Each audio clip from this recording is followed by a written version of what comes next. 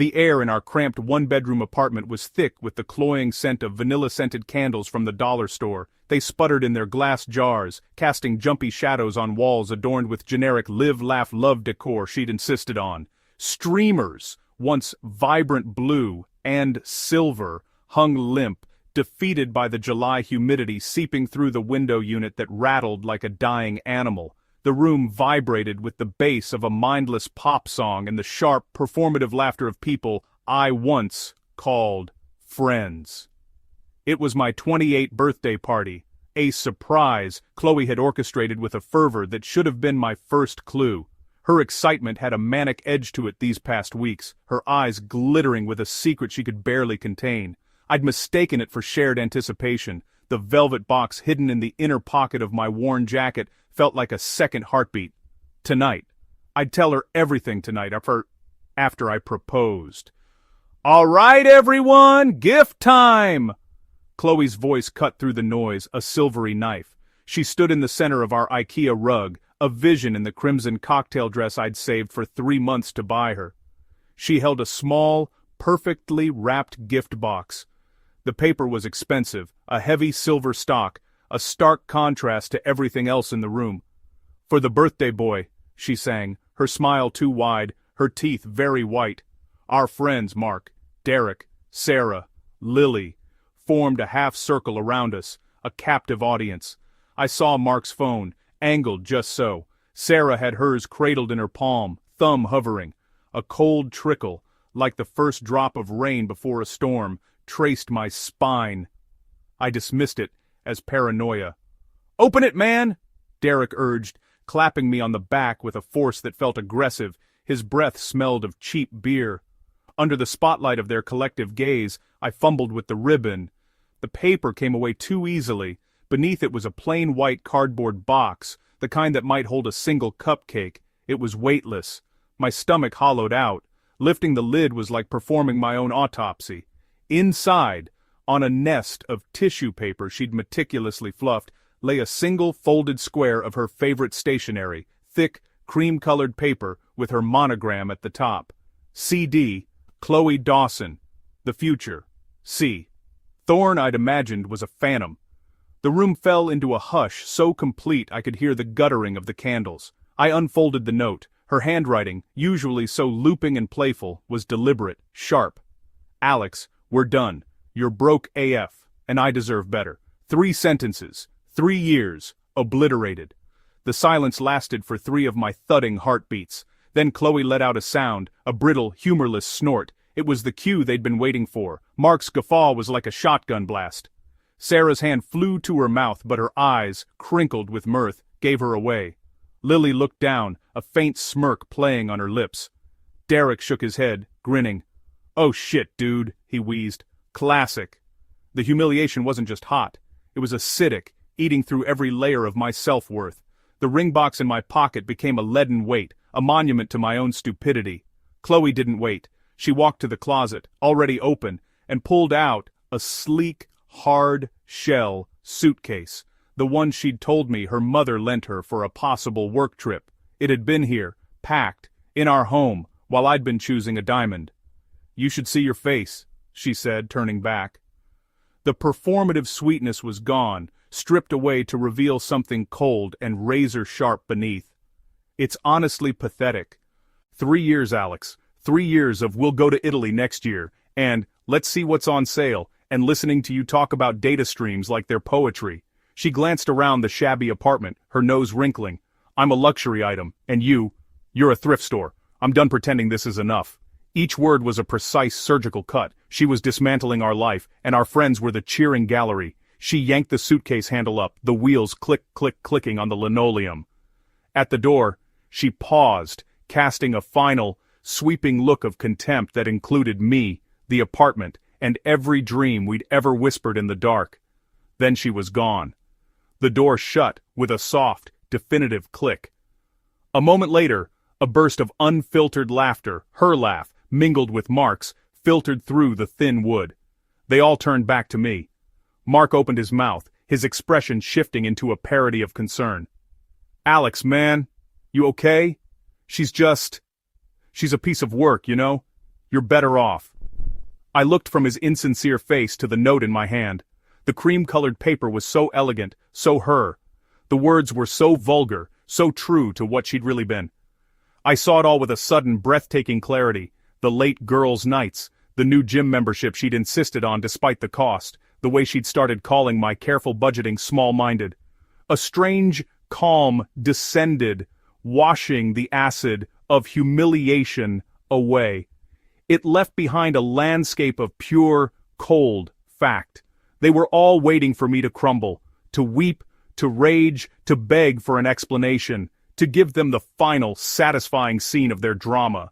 I carefully folded the note back along its original creases. I looked up, meeting each of their expectant gazes. And I smiled. It was not a smile of happiness or madness. It was the smile of a man who has just solved a complex equation and found the answer absurdly simple. "Well," I said, my voice remarkably steady, almost conversational, "I guess the party's over." The confusion that replaced their glee was more satisfying than any tears of my own could have been.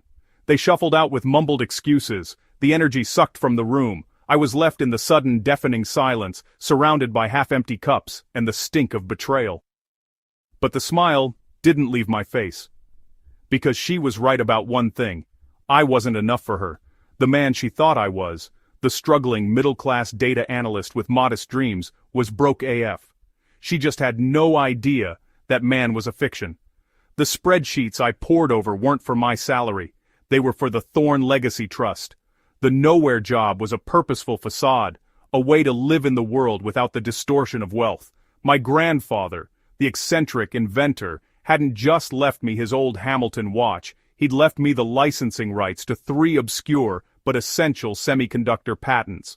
Quiet, recurring wealth, managed by a discreet firm. A fortune of just over $12 million waiting for a life worthy of it. I'd been waiting to share it with her. I'd wanted a love that was real, that existed without the glittering frame. The empty box wasn't just a rejection, it was the ultimate test. And she had failed in the most publicly spectacular way possible. I reached into my pocket, my fingers brushing past the velvet box to pull out my phone. The first call wasn't to a friend. There were none left in that room. It was to my lawyer. "James," I said, my voice echoing in the empty apartment. "It's Alex, the contingency plan. Initiate it now."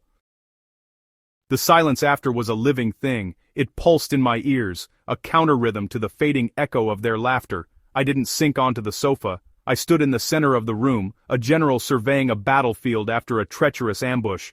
The first wave was pure, undiluted agony. It felt like a physical vacuum in my chest, pulling every memory, every hope, into a black hole. The ring. I finally drew the box out. The platinum felt cool. I'd chosen a square-cut diamond because it was classic, strong, less about flash and more about enduring light. I'd imagined it on her hand 1,000 times. Now the vision twisted into a cruel joke, her waving that hand, draped over some faceless Chad in a VIP section, laughing at the thrift store boyfriend. A raw animal sound tore from my throat, but I clamped it down. No, tears were for the innocent, the blindsided. I had been those things 5 minutes ago, not anymore. Now I was something else, a man with full visibility.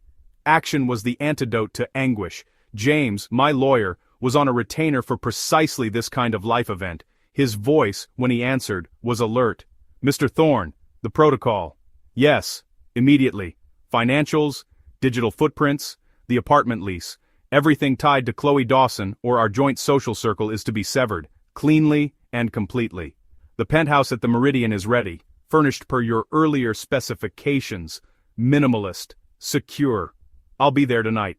Next, Eleanor, my executive assistant at the family office. Her voice was a balm of pure, unflappable competence. "Alex, I've been monitoring the social fallout." A delicate pause. She'd never liked Chloe. "Instructions?" "2 things, Eleanor. First, a full forensic audit of all expenses related to Ms. Dawson over the last 36 months. Every dinner, every trip, every gift she expensed as a necessary cost of maintaining cover. I want it itemized, dated, and categorized. Understood. And the second? I need a discreet, top-tier investigator. I require a timeline. I need to know when the deception began. Packing took 20 minutes. I filled a single suitcase with what was authentically mine: my first edition books, my grandfather's watch, my files, my custom fit suit from the back of the closet, a gift to myself last year, never worn around her. I left the IKEA furniture, the movie posters, the collective detritus of a performance. At 2:17 a.m., a Blacktown car with opaque windows glided to the curb. As we pulled away, I didn't look back. I watched the familiar, shabby street shrink in the tinted window, feeling nothing but a profound sense of exit. The Meridian was a 40-story glass obelisk in the heart of the financial district. The penthouse wasn't an apartment, it was a domain. The elevator opened directly into a foyer with a waterfall wall. The living space was a vast expanse of polished concrete, rift-cut oak and glass. The city sprawled beneath me like a circuit board of light and ambition. It was stark, it was silent, it was mine. Sleep was impossible. I made a pour-over coffee with a precision machine that cost more than my old rent. And, at 4 a.m., seated at a marble-topped desk, I began to work. Not my old analyst work. My work. I reviewed holdings, authorized aggressive moves in markets I'd been cautiously watching, and felt the dormant power of my inheritance hum to life. The investigator's report arrived not in 48 hours, but 36. Eleanor had stressed the urgency. It was a clinical, devastating document. Chloe's infidelity wasn't an affair, it was a lifestyle. It had begun roughly 18 months ago, coinciding with her promotion to junior marketing manager and her new gym membership at Body Arc, a boutique place known for its clientele. There were photos, grainy but clear. Chloe, in leggings and a crop top, laughing up at a muscle-bound man named Troy in a gym parking lot, his hand on the small of her back. Chloe and Sarah, doing shots at the Bar of Lux, being approached by men in open-collar shirts. Chloe, leaving a downtown hotel at 9 a.m. on a Wednesday, a day she claimed she had early brainstorming sessions. The most gutting was a series from a girls' weekend in Miami I'd helped pay for, pleading work deadlines. She was draped over a different man each night. Mark, my friend Mark, was in several shots, grinning, playing the facilitator. The captions from her private social media, which the investigator accessed, were the real dagger. Living my best life. When you upgrade, everything improves. Surround yourself with winners. The final nail was a text log purchased from a source within the phone company. To Sarah, the night before my birthday, can't wait to drop the dead weight. Tomorrow night, freedom tastes like champagne. Sarah's reply, you're a legend, he's gonna cry, it'll be hilarious. I read it all. The pain did not return. Instead, the void left by its departure filled with something else. A glacial, implacable resolve. This wasn't about heartbreak anymore. This was about accounting. The next 3 months were a masterclass in strategic reinvention. I became a ghost in my old life and a nascent legend in another. I resigned from my analyst position via a 2-line email. My former boss sent a bland, "We wish you the best" auto-reply. The rumor I later learned was that I'd had a nervous breakdown. My real work flourished. From my eyrie, I directed the trust's assets with a focus I'd never before possessed. I acquired a minority stake in a promising cybersecurity firm and a controlling interest in a boutique publishing house I'd always admired. It was satisfying, not for the wealth, but for the autonomy. Every decision was mine, untainted by anyone else's expectation. I also carefully curated my new visible identity. I didn't shout my wealth. I whispered it in places where the right people could hear. I commissioned a suit from a tailor who only took referrals. I had a casual lunch with Alistair Croft, the aforementioned finance blogger and an old Harvard connection, at the Gilded Quill, a members-only club. We spoke about legacy, about the burden and freedom of quiet wealth, about my grandfather's brilliance. I was thoughtful, measured. I mentioned my recent shift in priorities after the end of a long-term relationship built on false pretenses. A week later, Croft's blog featured a piece, "The Steward, Alex Thorne, and the Weight of Invisible Capital." It was flattering but not fawning. It mentioned the patents, the trust, my unassuming intelligence, and my recent relocation to a permanent residence at the Meridian. It was the perfect seed. Sarah, whose Instagram was a shrine to aspirational living, was following Croft within hours. The digital dominoes began to fall. Derek's call came first. "Alex, my man, holy hell, I just read this crazy article. That's you? The Meridian? Dude, you've been holding out on us." His laugh was too loud, too forced. "The information is public, Derek," I said, my voice devoid of warmth. "We gotta celebrate. Drinks at the Quill? My treat. I'm no longer in the habit of celebrating with people who find public humiliation hilarious. Goodbye, Derek." Mark tried 3 times. His final voicemail was a masterpiece of weasel-worded remorse. "Bro, I was messed up, she played me too. We were all just caught up in her drama. You know how she is. Let me make it right. I've got some killer business ideas. With your capital we could—" I deleted it without finishing. Through Eleanor's discreet monitoring, I tracked Chloe's trajectory. It was a textbook crash and burn. The initial high was spectacular. She'd moved in with Troy for a few weeks, flooding social media with gym selfies and blessed captions. Then Troy got a job offer in Denver.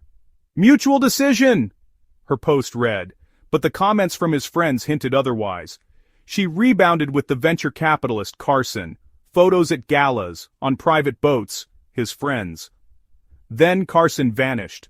The word from Sarah's leaked messages, obtained by the ever-thorough investigator, was that he'd grown bored. High maintenance without the portfolio to back it up, he'd apparently told a buddy. The girls' nights became desperate, the outfits more revealing, the laughter in photos more hollow. She lost her junior manager job, performance issues, likely due to hangovers. The lifestyle was a credit card vortex. Last week she'd been evicted from her trendy studio. She was now, according to a geotagged post, crashing with a friend while figuring out her next power move. The schadenfreude was present, but it was a shallow, fleeting pleasure. More profound was the clarity. She was a leaf in the wind, forever chasing the external validation of the next upgrade. I had built a fortress, and for the first time, I was both its architect and its sole occupant. It was a Tuesday in late October. A cold, relentless rain lashed against the floor-to-ceiling windows, turning the city lights into impressionist smears of gold and white. I was deep in a biography of Marcus Aurelius, a glass of 25-year-old Macallan catching the light from a single floor lamp. The silence was a rich, comfortable cloak. The direct line to the private lobby buzzed, a harsh electronic intrusion. I crossed the room, my bare feet silent on the heated oak floor. The monitor showed a high-definition feed of the secured lobby below. Not a delivery man. A drowned specter. Chloe. She was hunched under the minimal awning, soaked to the bone. Her hair, once meticulously highlighted, was a dark, dripping rat's nest. The designer red coat I'd bought her, a Christmas gift she'd squealed over, was plastered to her, its vibrant color darkened to the hue of old blood. She wasn't wearing makeup, or rather, the remnants of it were tragic black trails down her pallid cheeks. She was shivering so violently her whole body convulsed. She stared up into the camera lens, her eyes wide with a feral, desperate hope. She looked 10 years older. "Alex!" Her voice, tinny through the speaker, was raw, shredded by tears and the cold. "Alex, please! I know you can see me. Please, just talk to me. I'm sorry. I'm so sorry." She crumpled against the bronze door, her fist beating a weak, pathetic rhythm against the reinforced glass. "It was all a mistake. They used me. Troy, Carson, Mark. They were nothing. They were shadows. You were real. What we had was real. I was stupid and blind and I'm drowning." Her sobs became great, heaving gasps. She slid down the door, landing in a puddle on the immaculate marble step, a portrait of utter ruin. "I love you. I never stopped loving you. Please, I have nowhere to go. Just let me come up. Let me explain. Let me see you. I'll do anything. Anything." I watched, dispassionately. This was the woman who had handed me an empty box to the soundtrack of my friend's laughter. This was the woman who had texted about dropping dead weight. This was the culmination of every lie, every betrayal, every stolen moment in a hotel room paid for with my loyalty. There was no anger, no pity, only the clear, cold truth of the equation, finally balanced. I pressed the intercom button. The feedback whine made her flinch and look up, a dog hearing its master's voice. "Chloe," I said. My tone was even, calm, the voice of a banker denying a loan. "What we had was a transaction. You provided companionship. I provided financial support under a false pretense of limitation. You breached the contract, spectacularly. The transaction is terminated." "No! It wasn't like that, she screamed, scrambling to her feet, her face a mask of rain and tears pressed against the glass. I loved you. I was confused. I was scared. You were greedy, I corrected softly, and you miscalculated. You thought the asset was worthless. You were wrong. Goodbye, Chloe. Alex, please, you can't do this to me. I deserve a chance to fix it. I deserve. Her words were cut off as two security guards, large men in impeccably tailored dark coats, emerged from inside. They were polite, but implacable. One took her gently by the arm. The other held a large, black umbrella over her, a starkly comic gesture of chivalry as they guided her away from the door she was no longer worthy to touch. Sir, we'll see her to a rideshare. The head guard's voice came through a separate channel. Thank you, Marcus. I watched on the monitor. She was limp now, all fight gone, led like a sleepwalker. At the edge of the curb, under the street lamp's orange halo, she turned and looked up. She couldn't see me, 23 stories up, in the dark, but she stared right at the camera, right at me. Her expression was one of utter, world-shattering comprehension. She saw it now, the scale of her error, the grandeur of what she had thrown away for cheap thrills. The man she thought was clay was, in fact, granite. Then her face collapsed into her hands, and her shoulders shook with the force of a grief that was, for the first time, entirely genuine, and far too late. I released the intercom. The silence flooded back, deeper and more profound than before. The rain streaked the window, blurring her tiny, broken form below into obscurity. I returned to my chair. I picked up my glass. The whiskey was the color of old amber, of wisdom. I took a slow sip, feeling its complex warmth spread through me. I picked up my book, Finding My Place. You have power over your mind, not outside events. Realize this, and you will find strength. The clarity was absolute. The revenge was not in her tears on the sidewalk. It was in my peace in this chair. It was in the unshakable knowledge that I had offered my genuine self, and she had chosen a glittering counterfeit. Her punishment was to live with that choice. My freedom was to no longer be defined by it. The only sound was the soft, rhythmic whisper of the rain against the glass, washing everything clean.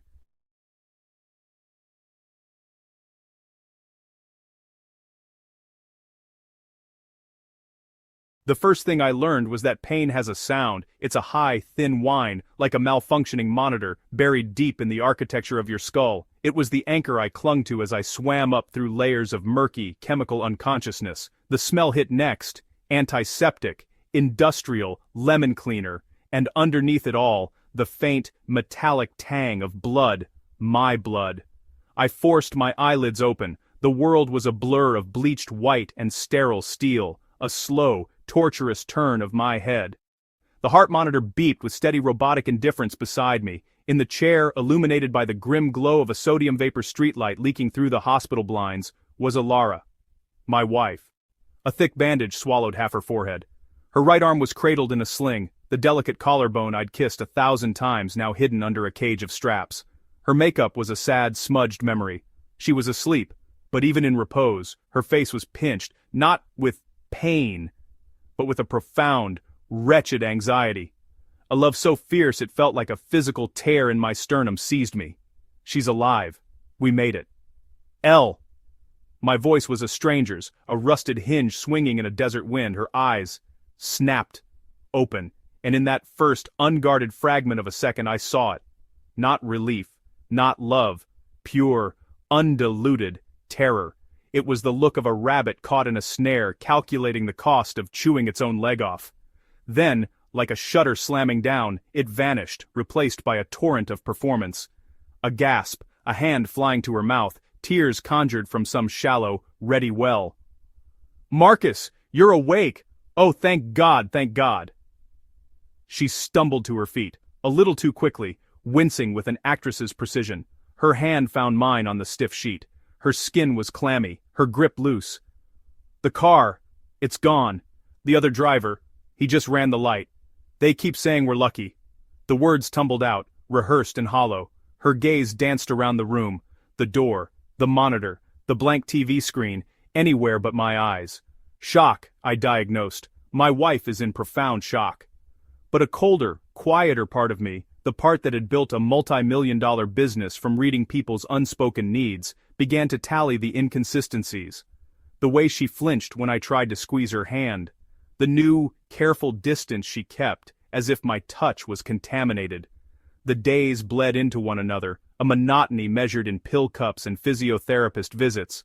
My injuries were a detailed map of the impact, 2 cracked ribs that screamed with every breath, a concussion that made the world pulse nauseatingly, a knee that threatened to buckle under the weight of the truth I didn't yet know. Ilara was discharged after 2 days. She visited dutifully a parade of get-well tokens, lukewarm lattes, gossip magazines, the tapioca pudding I loved but now tasted like ash. Her phone was her new appendice. It buzzed, a persistent, angry fly against the quiet of the room. Every time she'd startle, her eyes widening with that same rabbit in the snare panic.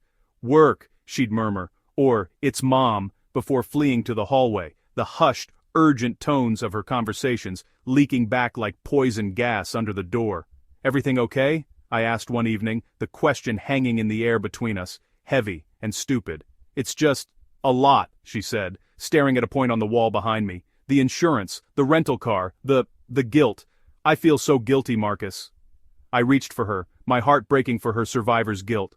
"Honey, it wasn't your fault. It was an accident." She pulled her hand away, as if burned. "You don't understand. You don't."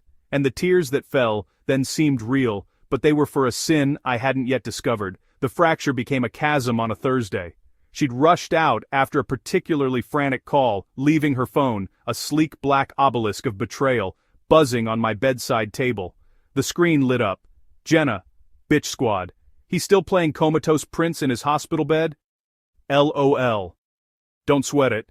We're your alibi battalion. Text when you're riding the A train later." The world didn't end with a bang. It ended with the silent, implosive click of a puzzle box opening to reveal a rotting core. Bitch Squad. My private, contemptuous nickname for her trio of harpies. Jenna, whose empathy was as deep as a Kardashian's philosophy. Chloe, a professional homewrecker who collected married men like wine corks. And Simone, a cynic who mistook bitterness for wisdom. They were vultures in pencil skirts, and they'd been circling my marriage for years. My hands were surgeon's hands, steady and cold as I picked up the phone. The password, Liam's birthday, our son's innocent joyful date, was the first betrayal.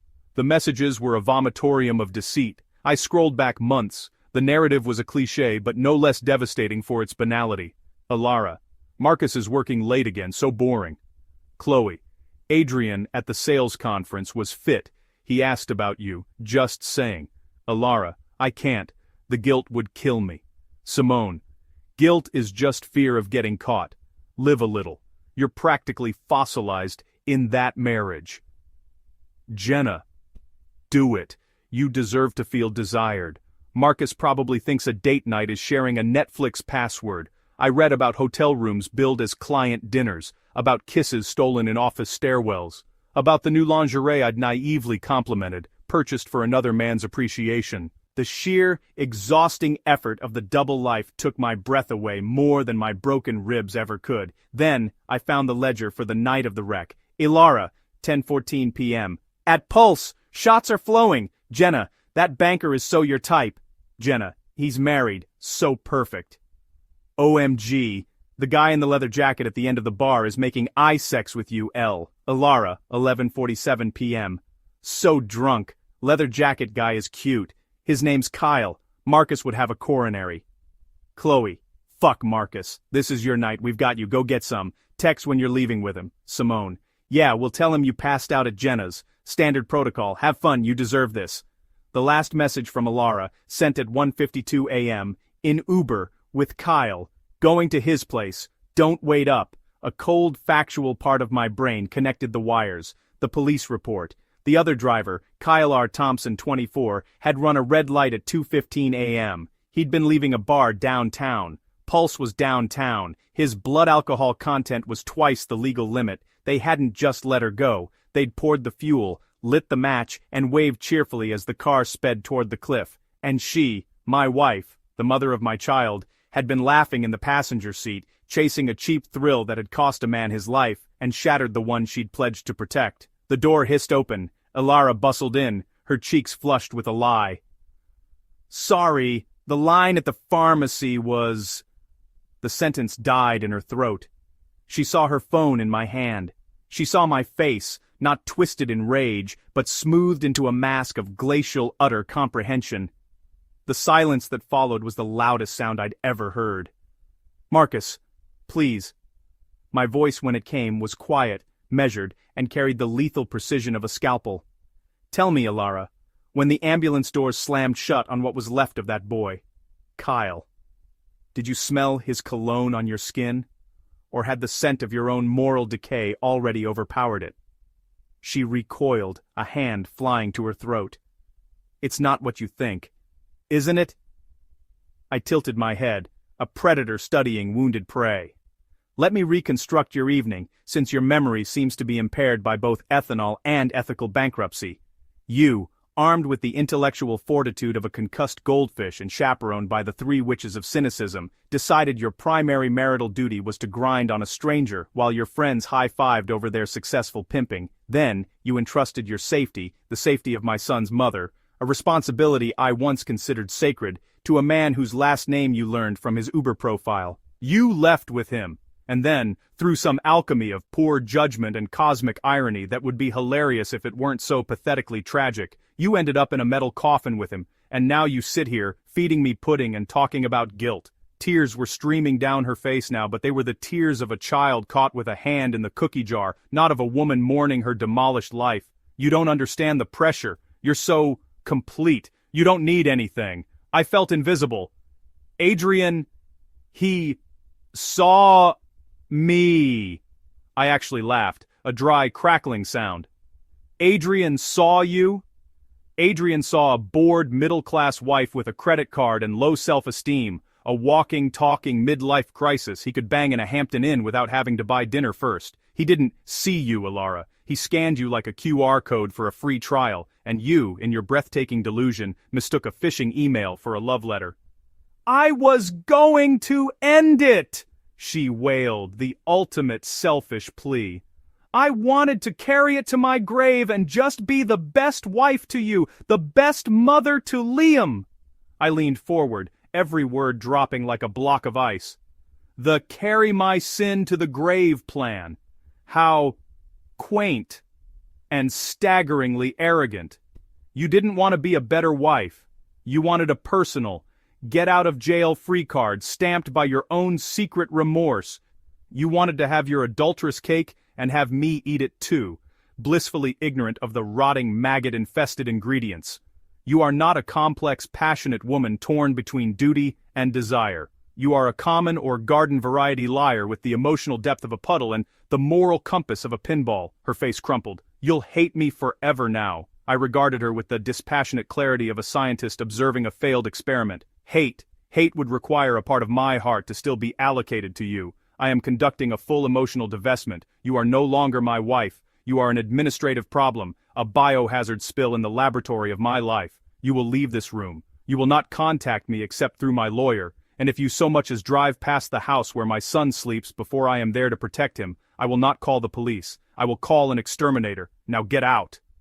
She stood there, trembling, the beautiful, vivacious woman I'd married reduced to a shivering monument of her own cheap choices. And as she finally turned and fled, the only emotion that flooded the vacant space she left behind was a vast, silent Arctic clarity. The following week was a masterclass in silent surgical detachment. My parents, their faces aged a decade in days, became Liam's sanctuary. My lawyer, Diane, was a silver-haired Valkyrie in a tailored suit. I laid out the evidence, the digital trail of infidelity, the timeline of the accident. I played her the voicemail Alara left me the next day, sobbing about her guilt. Diane listened, her pen tapping a staccato rhythm on her legal pad. The adultery is straightforward. The accident wine. It implies a profound, recurring lapse in judgment that is directly relevant to parental fitness. Her moral character isn't just in question, it's on life support. At home, I moved through the ghost town of our life. I packed her belongings with the methodical disgust of a crime scene cleaner. The jasmine perfume I'd bought her for our anniversary smelled like poison. The silk robe from our Paris trip felt like a snake's shed skin. Every memory was now retrofitted with the ugly truth. Her digital pleas were a symphony of self-justification. You made our life a gilded cage. I was suffocating. Jenna said every marriage has secrets, that it was normal to look for excitement. It was just physical with Adrian. It meant nothing. You're the one I love. I am a good mother. You are trying to turn my son against me. I didn't read them after the first few. They were all written from the same script. The world did this to me. The confrontation was inevitable. She showed up at the house a week after my discharge, her key no longer working in the lock I'd already changed. I opened the door but filled the space, a wall of absolute negation. "You look rested," she spat, her eyes puffy from crying. "Pain is a great motivator for rest," I said flatly. "Unlike guilt, which seems to manifest as a frantic, ugly energy, Liam isn't here." "He is my son!" she shrieked, the mask of victimhood slipping into raw entitlement. "You can't keep him from me! This is parental alienation!" I didn't raise my voice. A whisper can cut deeper than a scream. "I am protecting him from the gravitational pull of your disaster. You are a black hole of poor decisions, Alara. You suck in light, matter, and common sense, and you leave behind only wreckage. Until a court decides otherwise, his environment will be stable, sane, and free of the melodramatic fallout from your soap opera life." She switched tactics, her voice dropping to a wheedling, desperate whisper. "Marcus, please. Therapy. We can fix this. I'll cut them all off. Jenna, Chloe, all of them. I'll be the woman you married." This time, my smile was thin and mirthless. The woman I married was a figment of my optimistic imagination, but let's dissect your sisterhood, since you're feeling nostalgic. The loyal coven, the ones who witnessed you, a wife and mother, chugging liquid poor judgment until you were a danger to yourself and others, and whose primary intervention was to play wingman for a random predator. They are not your friends. They are the studio audience for your personal train wreck. They didn't just hand you the razor blades, they held the mirror and told you the scars would be fashionable. And you, in your spectacular lack of discernment, are standing here blaming me for being too stable, while you're carrying a torch for people who would use your tears as mixer for their next cocktail. Your taste in companions isn't just bad, Alara, it's a pathological warning sign. She staggered back, clutching her chest as if I'd shot her. "You're being monstrous, you're twisting everything." "I'm translating your chaos into English," I corrected. "Cruelty is whispering to a married woman that her husband's devotion is a burden. Cruelty is watching your friend teeter on the edge of a cliff and giving her a playful shove because you're bored. Cruelty is looking at a man who spent a decade building you a castle and deciding to burn it down for the vague, Instagrammable warmth of the flames. I am merely the arson investigator, reading the serial number off the melted gasoline can you left in your own foyer." The legal battle commenced. Her lawyer fought for the house, for generous spousal support, for 50-50 custody. Diane was ready with financial records, character assessments, the damning text timeline. But I had a deeper, more fundamental gambit. During a strategy session, I pointed to a single line in our family file. "I want this finalized as part of the settlement, make it seem like a concession." Diane looked. It was the final decree of adoption. When Liam was born, even though he was biologically mine, we had undertaken a second-parent adoption. It was a gesture of unity, a legal ribbon tying our bond into an unbreakable knot, a sentiment so beautiful it now made me nauseous. "You want to finalize your adoption?" she asked, confused. "No. I want hers finalized. The process was almost complete when all this happened. I want it pushed through, make it a non-issue, something her lawyer won't bother contesting." Diane's sharp eyes widened, then gleamed with ferocious understanding. "Because once that decree is issued, you are both his legal adoptive parents, irrevocably. She can't later try to undermine your parental status by waving the biological flag, because she's standing on the same adoptive ground. It adds a layer of legal concrete. Fighting for custody becomes exponentially more difficult and expensive for her. It's brutally elegant." "It's not elegance," I said, the cold clarity settling in my bones. "It's using the last relic of our mutual promise as a Kevlar vest for my son, the final ironic twist of the knife she planted in my back. She gets the legal title of mother she so carelessly jeopardized, and in doing so, she surrenders her best weapon to use against him. She'll be too busy fighting the hydra of her own consequences to see the head she's just helped me armor. The divorce was finalized on a day the weather couldn't decide between rain and a pale indifferent sun. Alara received a settlement that was fair but not generous. She got the leased car, half the savings account, and a future of explaining gaps on her resume. She did not get the house. She did not get shared custody. The court ordered a graduated, professionally supervised visitation schedule, citing a demonstrated pattern of reckless behavior and impaired judgment that necessitates a controlled reintroduction to the child. We met for the last time in Diane's sterile conference room. Alara looked small inside a new expensive-looking blazer, a costume for the role of wronged woman trying to move on. She signed the papers with a flourish that couldn't hide the tremor in her hand. When it was done, she looked across the vast, polished table, her eyes attempting a poignant, soulful weariness. I hope one day you can find peace, Marcus. And maybe even forgive me." I slid my copies into a leather folio. The rage had long since burned off, leaving a landscape of stark, uncontested truth. "My peace began the moment I accepted that you are not a puzzle to be solved, but a lesson to be learned from," I said, standing. "But since you seem to have a PhD in missing the point, allow me to provide some final, supplementary clarity.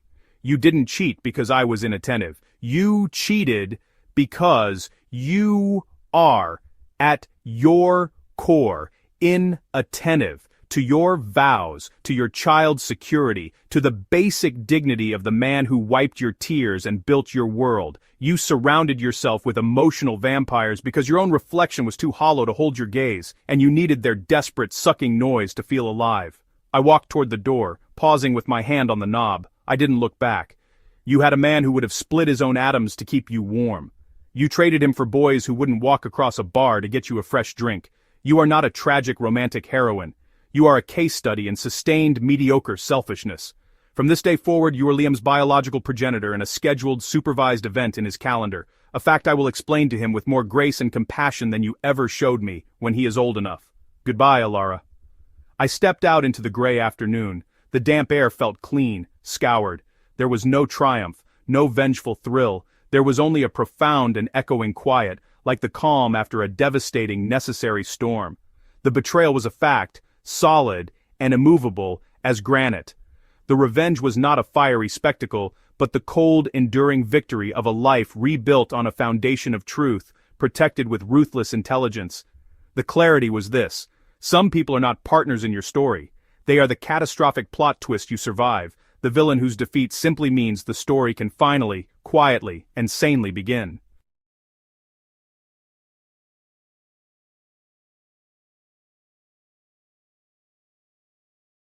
The human heart is not a stone. It is a living record, etching every slight and solace into its chambers. Mine holds the precise weight of a $20 bill, the chemical scent of a white trash bag, and the texture of my father's stationery. A crisp linen weave that felt like betrayal beneath my fingertips. They exiled me at 17 with those three things. Now, 15 years later, the architects of my exile stand on the other side of my walnut door, believing they can cross a bridge they burned to ashes. They are wrong. This is the story of the spare part who became the cornerstone. This is my record.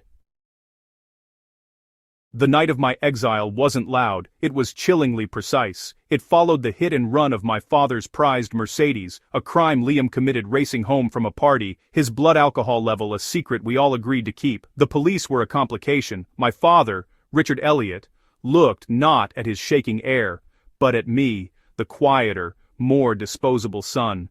"Leo," he said, his voice the calm of a surgeon before an incision, "you will tell them you took the car without permission, that the substances in the glove box were yours." The air left my lungs. "But they're not. I don't even—" "Liam has a trajectory," my mother Sylvia interjected, her hands clasped tightly. She wasn't pleading, she was presenting a business case. An internship at the firm, a seat at Stanford. This incident would be a catastrophic derailment. You are more adaptable. Adaptable, the synonym for unimportant in the Elliott family lexicon. The old, familiar nickname, the spare, hung unspoken between us. I was the backup component, kept in case of the heir's failure. Now I was to be the fuse, sacrificed to save the main circuit. I looked at Liam. His face was pale, but his eyes held a desperate, entitled hope. He gave a slight, almost imperceptible nod. "Do this for us," it said. "For the family." So, I did. I sat in a sterile precinct under humming fluorescent lights, and lied. I signed their prepared statement. The officers looked at me with a mix of pity and disdain. I was just another rich kid gone feral. The real punishment came a week later, after the paperwork was smoothed over by my father's lawyer. I was summoned to the foyer. "Your continued presence here is a destabilizing element," my father announced, as if reading from a corporate restructuring memo. He tossed the trash bag. "Your influence on Liam is regrettable." My mother handed me the 20. "The bus station is on 4th and Maple," she said, offering logistics, not love. Liam watched from the stairs, already distancing himself from the fallout. I was no longer his brother, I was a contained scandal. The note was the final masterpiece. I found it later, folded neatly in my jacket pocket. "Leonard, your recent actions, culminating in the theft and destruction of property, demonstrate a profound moral failing incompatible with this household. We have exhausted our capacity for rehabilitation. Enclosed is minimal assistance for transit. Do not contact us. You are on your own. Richard Elliot." He'd framed my coerced confession as my own initiative. He'd turned their cold calculus into my character reference. I stood on the manicured curb, the bag of my former life at my feet, and felt something vital within me not break, but harden. It was the birth of a terrible, clarifying clarity. I owed them nothing.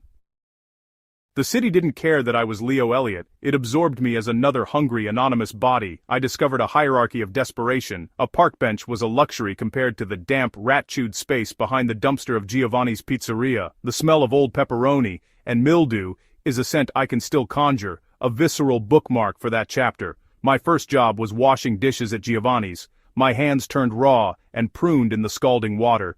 Sal, the grizzled night manager, saw me shivering one closing time and didn't call the cops. He jerked his head toward the stockroom. "Don't let me see you," he grunted, leaving a foil-wrapped meatball sub on a crate. Invisibility became my superpower. I was a ghost in the stockroom of a big box store, sleeping between pallets of paper towels. By the glow of a safety exit sign, I studied for my GED. The books were a lifeline, a world where logic prevailed and effort yielded results. A stark contrast to the chaotic unfairness of my old life. I entered community college as Leo Elliot, a deliberate, silent addition of a T. A small mutation, a new strain. I waited tables, fixed computers, wrote copy for semi-local ads. Every menial task was a brick. The rage, a constant cold companion, was the mortar. I funneled it into learning. Code was beautiful, it was binary, honest, and it obeyed. A correctly written function executed without favoritism. At university, I majored in computer science and minored in quiet resilience. My freelance business began in the 24-hour computer lab, Elliott Digital Solutions. I built websites for local businesses, my pitch honed by 1,000 silent rehearsals in my head. My loft, when I finally saved enough for the deposit, was a raw, echoing space, but it was mine. Every IKEA shelf I assembled, every thrift store chair I sanded, was a sacrament of self-creation. The night I made the final mortgage payment 7 years later, I sat on the floor of the now transformed warm space, all exposed brick, thriving plants, and soft light, and I wept. Not for them, for the boy in the alley. I finally had a door I could lock, and the only people with a key were me and the life I'd built. My face on the cover of the Business Journal, local prodigy bootstrap sustainable tech firm to success, was a shot across a bow I hadn't known I was still at war with. I'd forgotten the old email account, the one ending in leoelliot98@gmail.com. It was a digital tomb. The email from my mother arrived 2 days after the article went viral in our small, interconnected city. Subject, our beautiful boy. Leo, my heart could barely contain its pride when I saw your photograph. You look so handsome, so accomplished. Your father is speechless. We followed your journey from afar, always believing in your spark. We find ourselves in a season of need. Liam has encountered professional challenges, the market, you know. And, with dear Chloe expecting our first grandchild, their current situation is untenable. Your magnificent home, which the article described so beautifully, seems to have ample space. We were hoping you might open your heart and your home to them, just for a short while as they regroup. It would be a chance to heal old wounds, to be the family we were always meant to be. We long to see you. With love, Mother. The prose was a masterclass in emotional forgery. Every word was a hook, baited with family, grandchild, heal. The subtext screamed, "Your success is now a resource for the true heir." A cold, surgical calm settled over me. The ghost of the 17-year-old who craved that word, love, was finally laid to rest. This was not an olive branch, it was a land grab. Her knock came 3 days later. I saw her through the lobby camera, a carefully composed portrait of maternal concern in a cream-colored coat. I opened the door but blocked the entrance. "Sylvia." "Leo." She moved to embrace me, but I took a slight step back, my posture a polite wall. Her arms fell. "Aren't you going to invite me up? I'm dying to see your place." "This isn't a social call. State your business." Her smile tightened. "So formal. Very well. The email. We're in a bind. Liam is family." "Is he?" I asked, my voice devoid of malice, simply curious. "My recollection of family involves support. Sacrifice. All I recall is being the sacrifice." "That's a hurtful rewriting of history," she said, her eyes glazing with practiced tears. "We did what we thought was best." "You were so troubled, Leo. We felt a firm hand was needed." "You needed a scapegoat. You got one. The transaction is complete." I began to close the door, her composure shattered. "He is your brother. He has a child on the way. How can you be so selfish, so heartless after all we've given you?" I paused. The door opened just a crack. "You gave me a trash bag and $20, Sylvia, and a lesson in self-reliance that was, I admit, brutally effective. I have nothing else that belongs to you. Goodbye." The sound she made was one of pure, thwarted fury. I engaged the deadbolt with a solid, resonant thunk. The sound was a period at the end of their sentence. Quiet defiance wasn't enough. The poison of their narrative, that I was the troubled runaway, the black sheep, had seeped into the family bedrock for 15 years. To simply say no was to let their lie stand. Truth, I realized, was the ultimate instrument of clarity. I didn't write a rant. I composed a deposition. At my desk, the city lights twinkling below, I opened a new document. I titled it, "For the Record, a Statement from Leo Elliott." I wrote with the dispassionate detail of a court reporter. "To the extended Elliott family and associates, following recent contact from my parents, Richard and Sylvia Elliott, I feel compelled to provide an accurate account of our estrangement, as their version has been, I have learned, materially false. On date, my brother, Liam Elliott, crashed my father's Mercedes E-Class after leaving a party. The vehicle was totaled. Illegal substances were found in the glove compartment. Fearing for Liam's academic and professional future, my parents instructed me, under significant duress, to confess to the police that I had taken the car without permission and that the substances were mine. I was 17. I complied.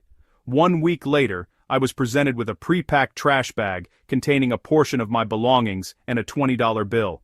I was ordered to leave and not return. Attached, you will find a scan of the note I received that day, authored by Richard Elliott, which formalizes my expulsion based on the false confession they orchestrated. I received no further financial, emotional, or familial support. I completed my education and built my business without any assistance from the Elliott family. I am sharing this not to solicit sympathy but to correct the record. My recent success is mine alone, built not from their foundation, but from its absence. My refusal to now house Liam and his family is not born of spite, but of a long-ago lesson learned. In the Elliott family, some members are assets to be protected, and others are liabilities to be discarded. I have chosen to no longer participate in that economy. Sincerely, Leo Elliott. I attached the scanned note, its cruel formality frozen in pixels. Then, I pulled up the sprawling ancient email chain from a long-ago family reunion.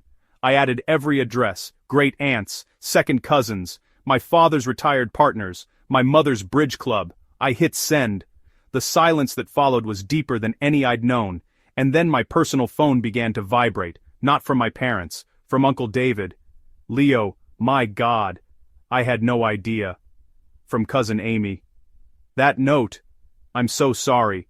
We heard you'd gone off the rails. From my father's former colleague, Mr. Henderson. This explains much. Richard always did prioritize image over integrity. I am deeply ashamed I didn't ask more questions. The ground beneath their feet was shifting. Grandpa Joe, my mother's father, left a voicemail, his voice gravelly with emotion. Knew it. In my bones I knew it. My girl, she chose that man's world and forgot her own heart. You come see me, you hear? I've got something for you. The fallout was swift and organic, like a rotten structure finally succumbing to gravity. I learned through the familial grapevine that Liam's wife, Chloe, had been shown my email by her own horrified mother. Chloe, 8 months pregnant, had confronted Liam. He had, apparently, doubled down on the old family myth, calling me a bitter liar. But the scan note was unimpeachable. Chloe saw the calculus for what it was. If they could do that to a 17-year-old son, what ruthless pragmatism awaited her daughter. She left that night for her parents' house. The wedding photo on her Instagram was replaced by an ultrasound image, captioned, "A fresh start for my girl. Truth is the only foundation." My father's carefully curated world contracted. Golf partners treated him with a cool, polite distance. The family man brand was irrevocably tarnished. My mother's social circle, built on a foundation of perceived perfection, became a minefield of whispered pity and judgment. And I felt no triumphant vengeance. I felt a vast, quiet emptiness like the clear sky after a devastating storm. The rage was gone, burned up in the act of truth-telling. What remained was a peaceful, unshakable certainty. Grandpa Joe passed in his sleep a month later. His lawyer informed me I was the sole beneficiary of his will. The lake house was as I remembered it, warm pine, the quiet lap of water, a sanctuary of unconditional love. His attorney handed me a heavy cedar wood box, along with the keys. He said you'd know what to do with this. Inside, nestled in tissue paper, were his journals. Dozens of them, spanning from my childhood to just weeks before his death. I sat on the sun-warmed porch and read. Sept 12. Sylvia called. Leo won some science fair. All she could talk about was Liam's tennis match. The boy's light is being hidden under a bushel. Nav 3. Heard about the car wreck from Maggie at the salon. Richard's using his old police commissioner favor. My stomach is in knots for Leo. Sent money to a P.O. box he used once. Returned. Jan 15. They told the Delaney's at dinner that Leo is in a wilderness therapy program out west. A lie. I keep my mouth shut. I am keeping the record. The final entry, scrawled in a shaky but determined hand, was dated the day after my article came out. Saw my boy in the paper. Not a boy. A man. He built himself with his own 2 hands and a spirit they couldn't break. The house is his. The truth is his. He was never a spare. He was a seed they threw on stone, but he found his own soil and bloomed fierce and beautiful. My resilient seed. Bloom in peace, Leo. I cried then. Great.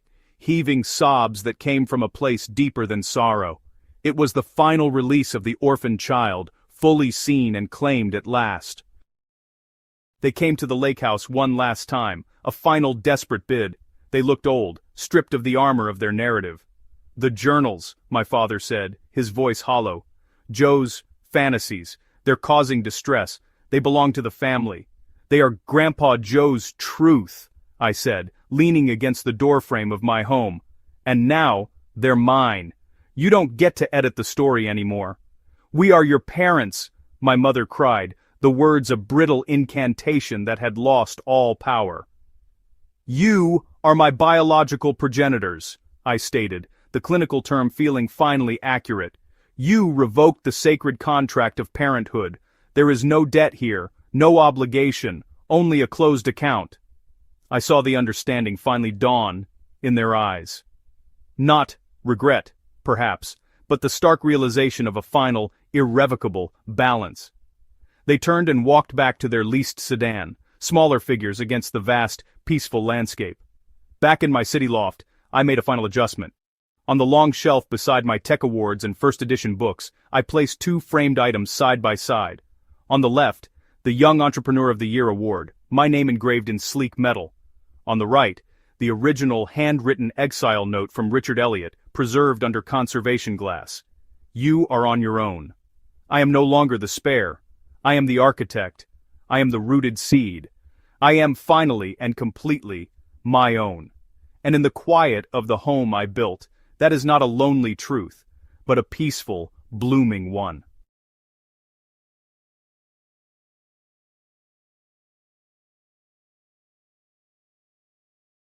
I always imagined the sound of a world ending would be cataclysmic, the roar of collapsing timber, the scream of tearing metal. Instead, it was the soft, patronizing ping of my own laptop, left open on the kitchen counter to sync messages for a work presentation. A name flashed on the screen. Marcus, her old college friend, now a fitness trainer in Colorado. A harmless connection, or so I'd believed for years. The preview text was a sliver of glass, slid neatly between my ribs. Can't stop thinking about last weekend. You taste like heaven. When can I see you again? The air in my lungs turned to stone. My hand, holding a mug of coffee I'd just poured, froze midway to my mouth. The morning sun streamed through the bay window, illuminating a galaxy of dust motes dancing over the cheerful chaos of our kitchen. Noah's half-built Lego spaceship on the table, Emily's discarded art project, the fading grocery list stuck to the fridge with a Mickey magnet from our happiest place on earth trip 2 years ago. It was a museum exhibit of a life that was already a corpse. I just hadn't received the autopsy report. My name is Daniel Adler, and this is the story of how I was ritualistically burned at the stake of public opinion, and how I learned to breathe in the smoke, gather the ashes, and quietly, methodically, rebuild from cinders. Confrontation was a tactical error born of gut-wrenching pain. I see that now, but in that moment, the animal inside me, the one that had built a life with this woman, was clawing its way out. I turned the laptop toward her as she breezed into the kitchen, still in her silk robe, smelling of jasmine and sleep. "Explain this," I said, my voice a low, foreign rasp. Lena's eyes, the mesmerizing sea green our daughter inherited, flicked to the screen. I watched, a student of her every micro-expression. There was no shock, no guilt. Her brow furrowed not in panic, but in calculation. Then, her face smoothed into a mask of wounded indignation. "You're going through my messages?" she breathed, pulling her robe tighter as if my discovery was a violation. "God, Daniel, it's a joke. Marcus is gay. He's just being theatrical." "A joke?" The laugh that tore out of me was brittle and ugly. "You taste like heaven is a punchline now? What about last weekend? You told me you were at Sarah's, helping with the baby." Her posture shifted. The victim's mantle settled on her shoulders. "I was. You're paranoid. You've been so distant, so cold lately. Maybe this is just your guilt projecting."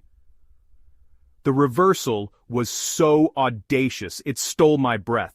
We spiraled. My voice rose, fueled by a decade of trust disintegrating in real time. "I want the truth, Lena. Who is he really?" That's when she deployed the weapon. She took a physical step back, her back hitting the refrigerator with a soft thud. She hugged herself, her shoulders curling inward and her eyes darted around the room as if seeking escape. The tears that welled were instantaneous, professional. "Stop yelling," she whispered, her voice a fragile thread. "Please, you're scaring me. I can't do this when you're so aggressive." The word hung in the air like poison gas. Aggressive. Aggressive! I've never not once raised a hand to you. I've never threatened you. Your tone, it's violent. A single tear traced a perfect path down her cheek. "If you don't leave, Daniel, I'll have to call the police. I'll tell them I'm afraid for my safety." The floor wasn't just gone. The entire foundation of my universe vaporized. This wasn't heartbreak. This was a preemptive strike. In one sentence, she recast me from the betrayed husband to the monstrous abuser. The script was written, and my role was the villain. I left. I drove to a generic hotel, my hands shaking so badly I could barely grip the wheel. That night, hollow and numb, I opened TikTok. Her account, Alina Living, usually a curated stream of mom hacks and cozy moments, was different. A new video posted just hours after I'd left. She sat in our living room, the soft blanket I'd bought her for Christmas draped over her shoulders. Her face was pale, free of makeup, her eyes wide and glistening. The caption read, "The silence is the safest place, but it's also where your soul withers. Speaking my truth. Breaking free, hidden hurts. She spoke to the camera in a hushed, tremulous voice. "There's a kind of control that doesn't leave bruises," she murmured, her gaze dropping then lifting with practiced vulnerability. "It's in the sighs when you don't do something right. It's in the jokes that aren't funny. It's the constant walking on eggshells in your own home, afraid a wrong word will trigger the coldness, the rage just simmering under the surface." She didn't say my name. She didn't have to. Our friends, our community, they knew. The comments were a torrent. "You are so brave, Queen. We see you." This, so many don't understand the psychological abuse. "Name him. Let the world know. Sending you so much love. Protect your energy, Mama." She'd built my prison with her tears, and 1,000 strangers were handing her the nails. The temporary custody arrangement was a form of exquisite torture. I saw Emily and Noah every other weekend in my sterile, rented apartment. They were ghosts of themselves. Noah, my exuberant 7-year-old, was quiet, his Legos abandoned in the corner. Emily, 10 going on 40, watched me with a wary, analytical gaze that broke my heart. One Saturday we were coloring, a mindless activity I hoped would bridge the silence. Emily concentrated on a complex mandala, her tongue between her teeth. "Daddy," she said, not looking up.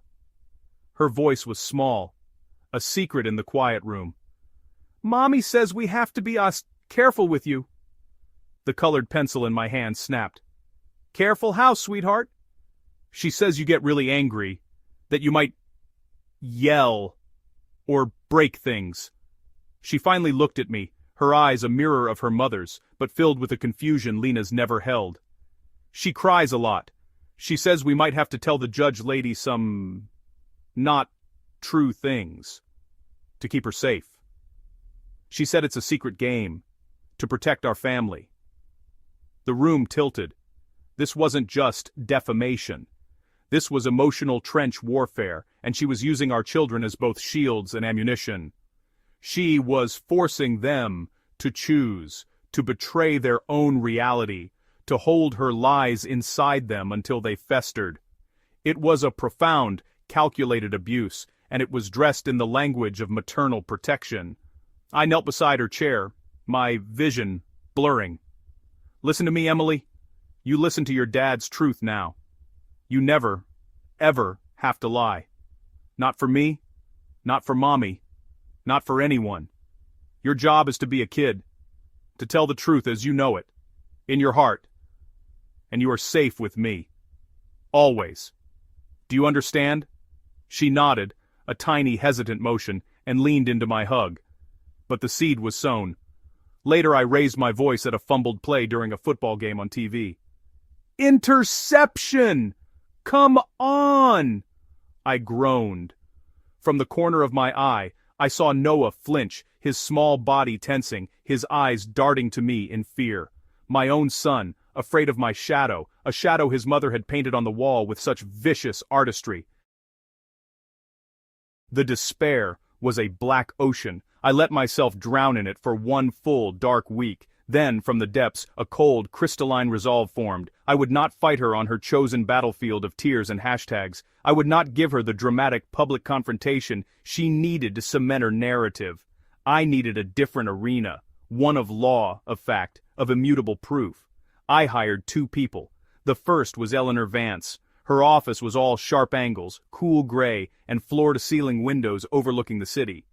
She didn't offer coffee. Her handshake was brief, firm, and devoid of warmth. "Your wife has launched a narrative-driven campaign, Mr. Adler," she said, her voice like a scalpel sliding from its sterilized sheath. "Emotion is her currency. We will deal in a different currency, evidence.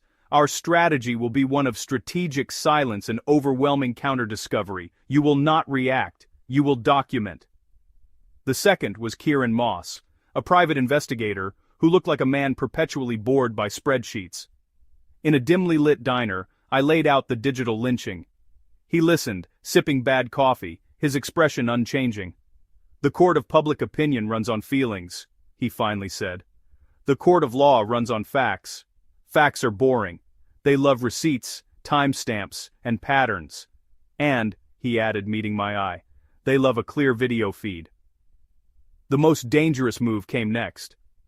On Eleanor's advice, I moved back into the marital home. It was a legal maneuver to establish residency and equal claim, but walking back into that space felt like stepping into a lion's den. The air was thick with hostility and performance.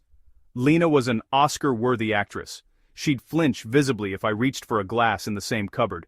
She'd make loud, tearful phone calls to her sister while I was in earshot. I just feel so unsafe, you know? He's just staring all the time. I can't sleep.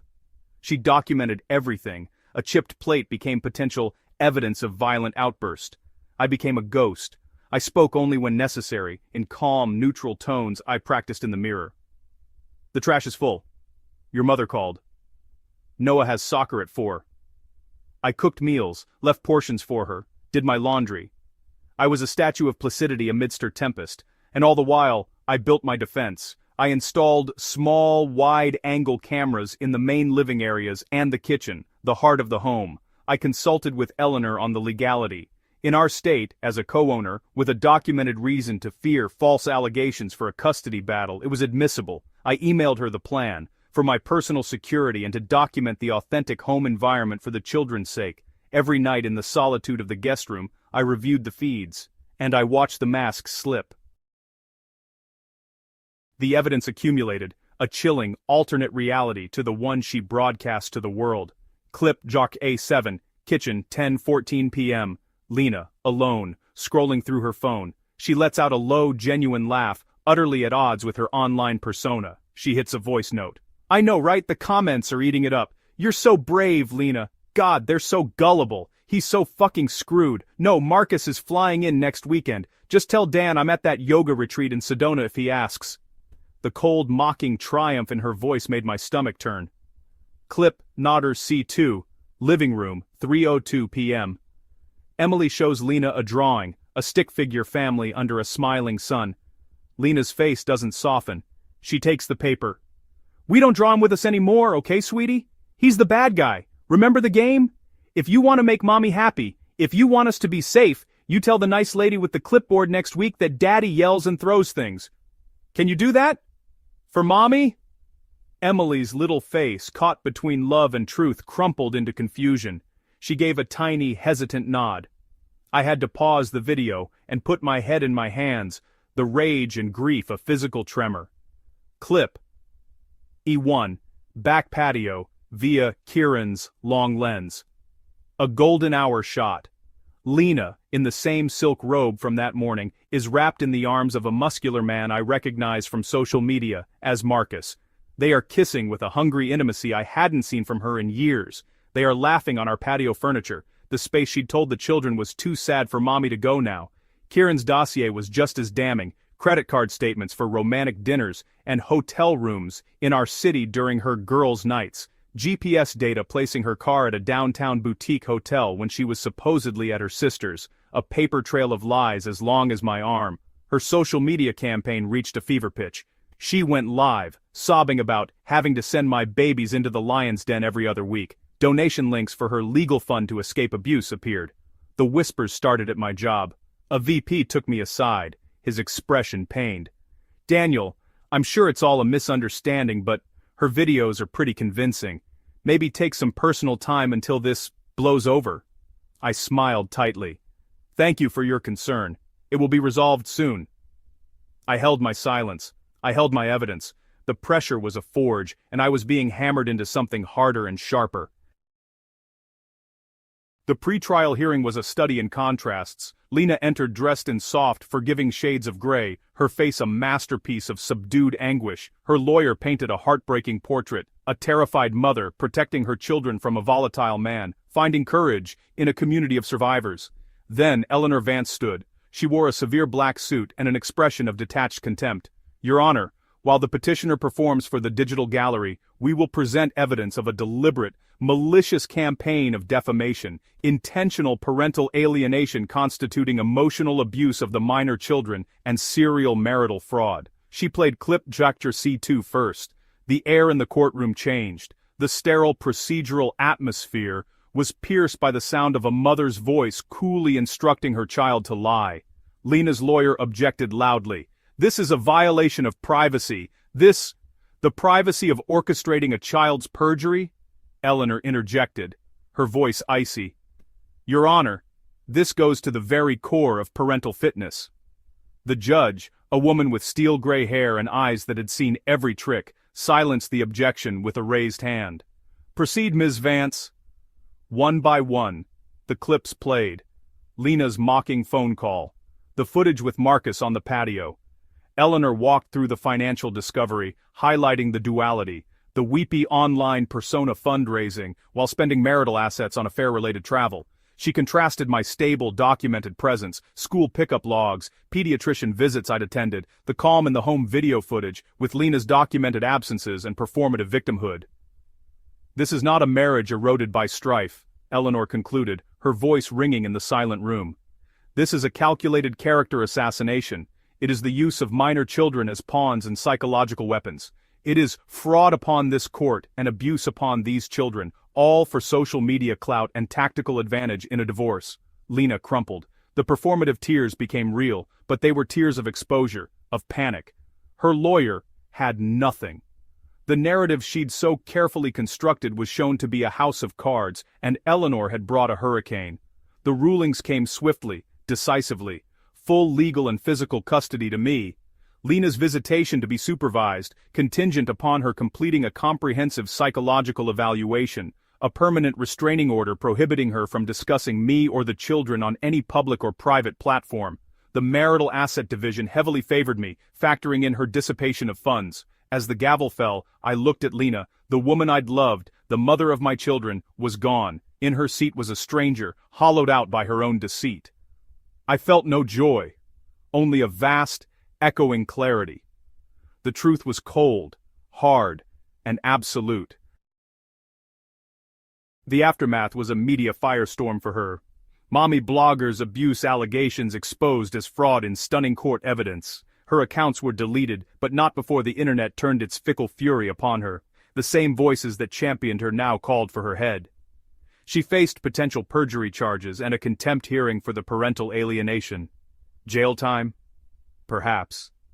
The wheels turned slowly.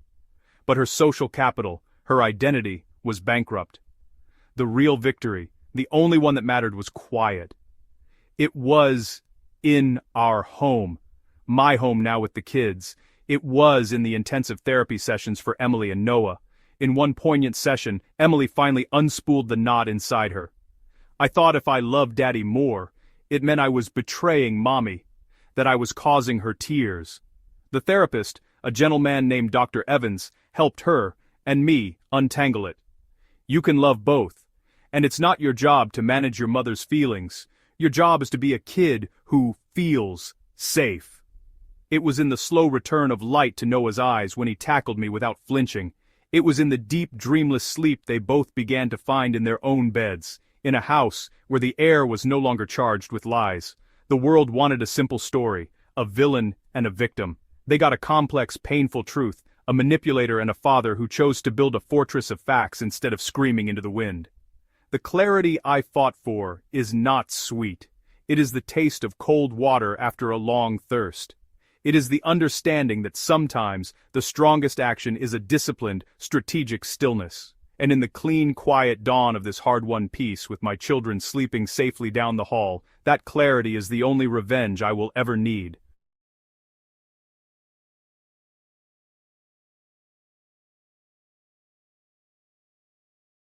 My name is Elias Thorne. For 30 years I built my life on two pillars, the family business, Thorne & Sons Construction, and the love of my fiancée, Clara. One was inherited, the other chosen. Both, it turns out, were built on sand. My brother Julian was the sun around which our parents orbited. A severe bout of childhood pneumonia that nearly took him at age 7 cemented his status as the family's fragile treasure. Every scraped knee of mine was met with a stern, "Be more careful," while Julian's reckless escapades, crashed cars, failed courses, ill-advised bets were met with a sigh and a checkbook. I learned to build things, to be responsible, because someone had to be. I joined the business straight out of high school, not out of passion, but out of duty. I started in the trenches, learning every splintered board and poured foundation. By 25, I'd modernized our operations, bringing in software for quotes and schedules, and cultivating a clientele who valued reliability over flash.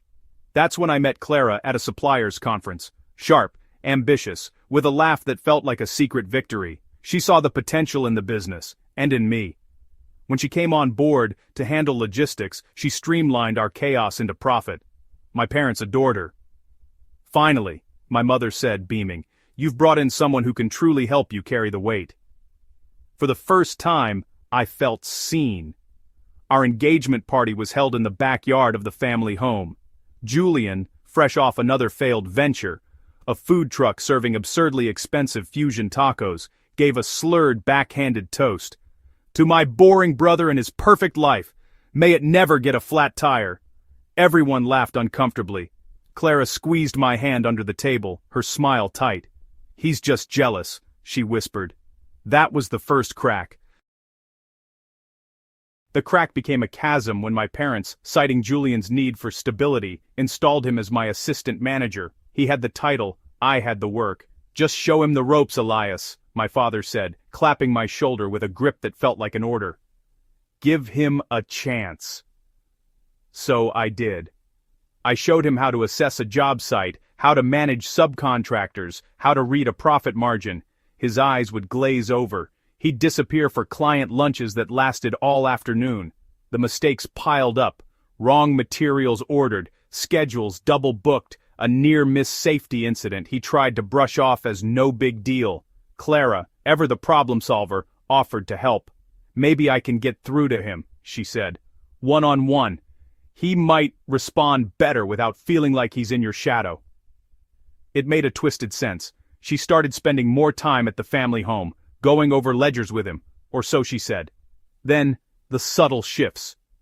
Her phone, once left casually on the kitchen counter, now went with her to the bathroom. She started defending him. "He's trying, Elias. You're so hard on him. Your parents have coddled him, but you almost seem to enjoy his failures." "Enjoy them?" I'd retort, my voice rising. "Every one of his mistakes costs us money and reputation that I built." We began arguing about him constantly. The distance between Clara and me grew, filled with the ghost of my brother's incompetence. I was so busy fighting the symptom, I missed the disease.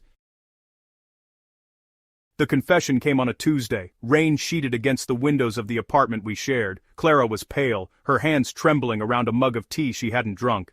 "Elias, we need to talk. I'm pregnant." My heart, a trapped bird, soared for one glorious foolish second, then it plummeted as I saw her expression, not joy, but sheer terror. That's wonderful," I said, the words hollow. I reached for her, but she flinched. There's a complication." Her voice was a thread. "The dates, it might not be yours." The room tilted. The sound of the rain became a roar. "What are you saying?" After an hour of tears, evasion, and my relentless quiet pressure, the truth spilled out. It had started 3 months ago. Comforting him after a particularly brutal dressing down I'd given him. One thing led to another. It wasn't love, she swore. It was a mistake. A stupid, recurring mistake. With Julian? The name was acid on my tongue. My brother. In my parents' house? In our bed? I don't remember driving to my parents'. I remember the blur of streetlights, the hammering of my own blood in my ears. I found Julian in the garage, polishing the vintage Corvette my father had bought him after his last bankruptcy. "You sick bastard," I hissed. He had the gall to look affronted. "Whoa, easy, what's your problem?" "Clara, the baby, you." A smirk touched his lips. A smirk.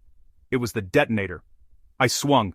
The fight was brief, brutal, and cathartic until my father pulled me off him, pinning my arms with a strength I didn't know he had. "Have you lost your mind?" my father roared. Ask him!" I spat, blood and rage filling my mouth. "Ask him what he's done!" Julian, holding a split lip, spun his lie. "She came on to me. She was lonely. Elias is always at work. What did he expect?" And then, the ultimate betrayal. My mother, her face ashen, spoke not to me, but to my father. "This is a disaster, but a baby is a baby. A family is a family." My father, his eyes avoiding mine, nodded slowly. "The child will be a thorn. We need to handle this practically." "Practically?" I echoed, disbelieving. "Julian will step up," my father said, his voice assuming the tone of a boardroom decision. "He and Clara will marry. It's the right thing. For the child, for the family's reputation." My mother approached me, her hands wringing. "Elias, you're the strong one. You'll recover. Julian, he needs this. The business needs continuity. You'll train him, properly this time, as your successor. In a year or two, you can move to a new division." I looked at them, my father, resolute in his morally bankrupt pragmatism, my mother, sacrificing me on the altar of Julian's perpetual need, my brother, the victor, unable to hide the gleam in his swollen eye. The clarity was instant, and it was ice cold. "No," I said, my voice strangely calm. "You have made your choice. You get what you deserve. All of you." I turned and walked out of the house, out of the business, out of their lives. I walked away from everything with only my personal savings and a fury so cold it burned. A major competitor, Sterling Builders, had been trying to poach me for years. I called their CEO the next morning. "Elias Thorne," he said, "I heard a rumor you might be available." "The rumor is true. But I have conditions: a senior VP role, equity, and complete autonomy in my division." He agreed. For the first time, my value was recognized and rewarded without familial discount. I moved into a sleek, minimalist apartment. I worked with a focus that bordered on obsession. I built Sterling's commercial division from the ground up, stealing Thorne & Sons' neglected clients with better service and sharper bids. Each contract I won was a silent brick in the wall between my past and my future. I watched from a distance as the farce unfolded. Julian and Clara had a quick, tasteless wedding. My parents gifted them the deed to the family business and the large, mortgage-free house I'd helped them buy a decade ago. Social media posts showed Julian behind my old desk, Clara growing rounder, my parents beaming with deluded pride. The caption read, "A new era for Thorne & Sons." The era was one of spectacular ruin. My sources, old subcontractors, loyal suppliers who felt stiffed, kept me informed. Julian, playing boss, ignored the fundamentals I'd tried to drill into him. He went for flashy, high-risk renovation projects, cutting corners to boost perceived profits. He let liability insurance lapse to save money. He took out substantial lines of credit against the business's assets I'd built to fund a new lifestyle: boats, watches, a membership at a club I'd never cared to join. Clara, I heard, tried to rein him in at first, but her influence had always been based on competence, and in Julian's world, competence was an annoyance. They fought, loudly, publicly. The first lawsuit came from a kitchen flood caused by unlicensed plumbing work. Then a porch collapse, thankfully uninhabited. The settlements were brutal. Clients left in droves, their names and stories migrating to my new client roster at Sterling. My father, in a panic, mortgaged their home to inject cash into the sinking ship. It was a life raft with a hole in it. Julian, in over his head, made one last desperate gamble, a speculative bid on a downtown development far beyond the company's scale. He underbid by hundreds of thousands to win it. When his shoddy work failed the first inspection and he couldn't cover the cost of corrections, the developer sued for breach of contract and delays. Thorne & Sons construction was obliterated, the business assets were seized, the bank foreclosed on my parents' house. The lawsuits pierced the corporate veil and came for their personal remaining assets. The social media posts stopped. The picture of perfect betrayal had shattered. They called me, of course. My mother's voice, aged a decade, pleaded through my voicemail. "Elias, please, we're losing everything. You have to help. He's your brother." My father left a stoic, strained message about family sticking together in crisis. I deleted them. The clarity I'd found in their garage was now a polished lens. Helping them would only re-ensnare me in their toxic dynamic. My revenge was not active malice, it was absolute removal. I had simply removed my support, my labor, my integrity from the foundation of their lives, and as I predicted, it had collapsed. Julian, facing financial ruin and possible criminal negligence charges, did what he always did. He ran. He emptied the last joint account he shared with Clara, and disappeared. A postcard from Belize found its way to my old address, forwarded by a neighbor. It read, "Weather's great. Tell Mom and Dad not to worry." He'd signed it with a smiley face. Clara was left in the rented apartment with a 1-year-old son, a mountain of debt and the wreckage of her choices. She tried to contact me once, through a lawyer, hinting at child support. My lawyer replied with a single sentence: paternity has never been established and will be vigorously contested if pursued. I heard nothing more. My parents, bankrupt and broken, moved into a small rental. The weight of their golden child had finally crushed them. I felt no triumph, only a vast, quiet emptiness where my love for them used to be. Tonight, I stand on the balcony of my own home, one I bought with my own earned money. The city lights shimmer below. Inside, Sarah is setting the table for dinner. She's a landscape architect, her hands usually stained with soil, her mind full of growing living things. She knows my past in broad strokes, but she is firmly part of my present, a present I built myself. The revenge I'd once fantasized about, a fiery, dramatic downfall, had happened on its own, fueled by the inherent flaws of the people who wronged me. My mission wasn't to dismantle their lives, it was to stop letting their lives dictate mine. The true dismantling was internal, the destruction of my need for their approval, my hope for their fairness, my definition of myself through their distorted lens. The phone inside rings. I see the area code for my hometown. I let it go to voicemail. Later, I might listen. I might not. The choice is entirely, beautifully, my own. I look at the lights, then back at the warm glow of my home, at Sarah laughing at something on her phone. The cold clarity of betrayal has warmed into a different kind of clarity. The understanding that the best revenge isn't hatred, it's peace. It's a life, quietly and magnificently, well lived. I turn my back on the night and the ghosts it holds, and I go inside to my future, closing the door firmly on the past. The debt, I realize, has been paid in full, not by them, but by me, to myself. And the account is now closed.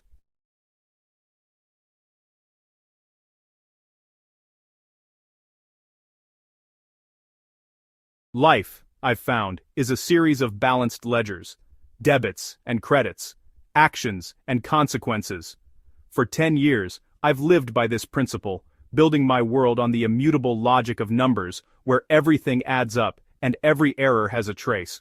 My own family taught me this, though not in the way they intended. They taught me that trust is a liability, that love can be conditional, and that the most damaging lies are the ones told with a convincing smile. My ledger with them has been frozen, a closed account, with a debt so vast it could never be repaid.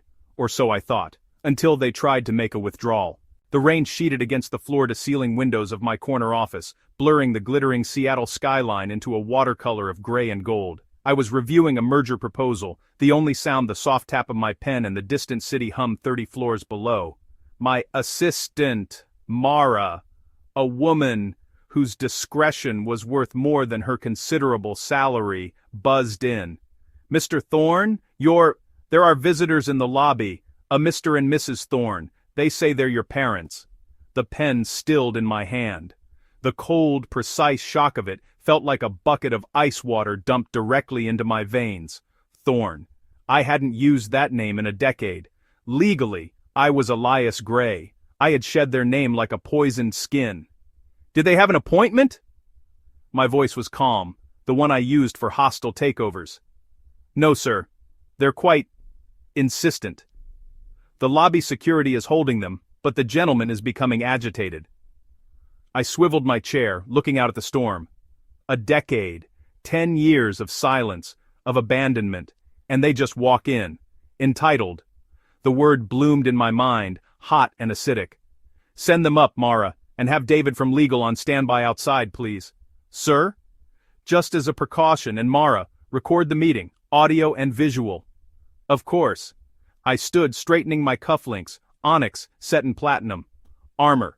The elevator ride would take 52 seconds. I used them to lock down every emotion, to become the man I'd built from the ashes of the boy they'd discarded. The door hissed open. They looked smaller. That was my first detached thought. My father, Richard, once a broad-shouldered presence that filled a room with bluster, seemed shrunken in a cheap raincoat.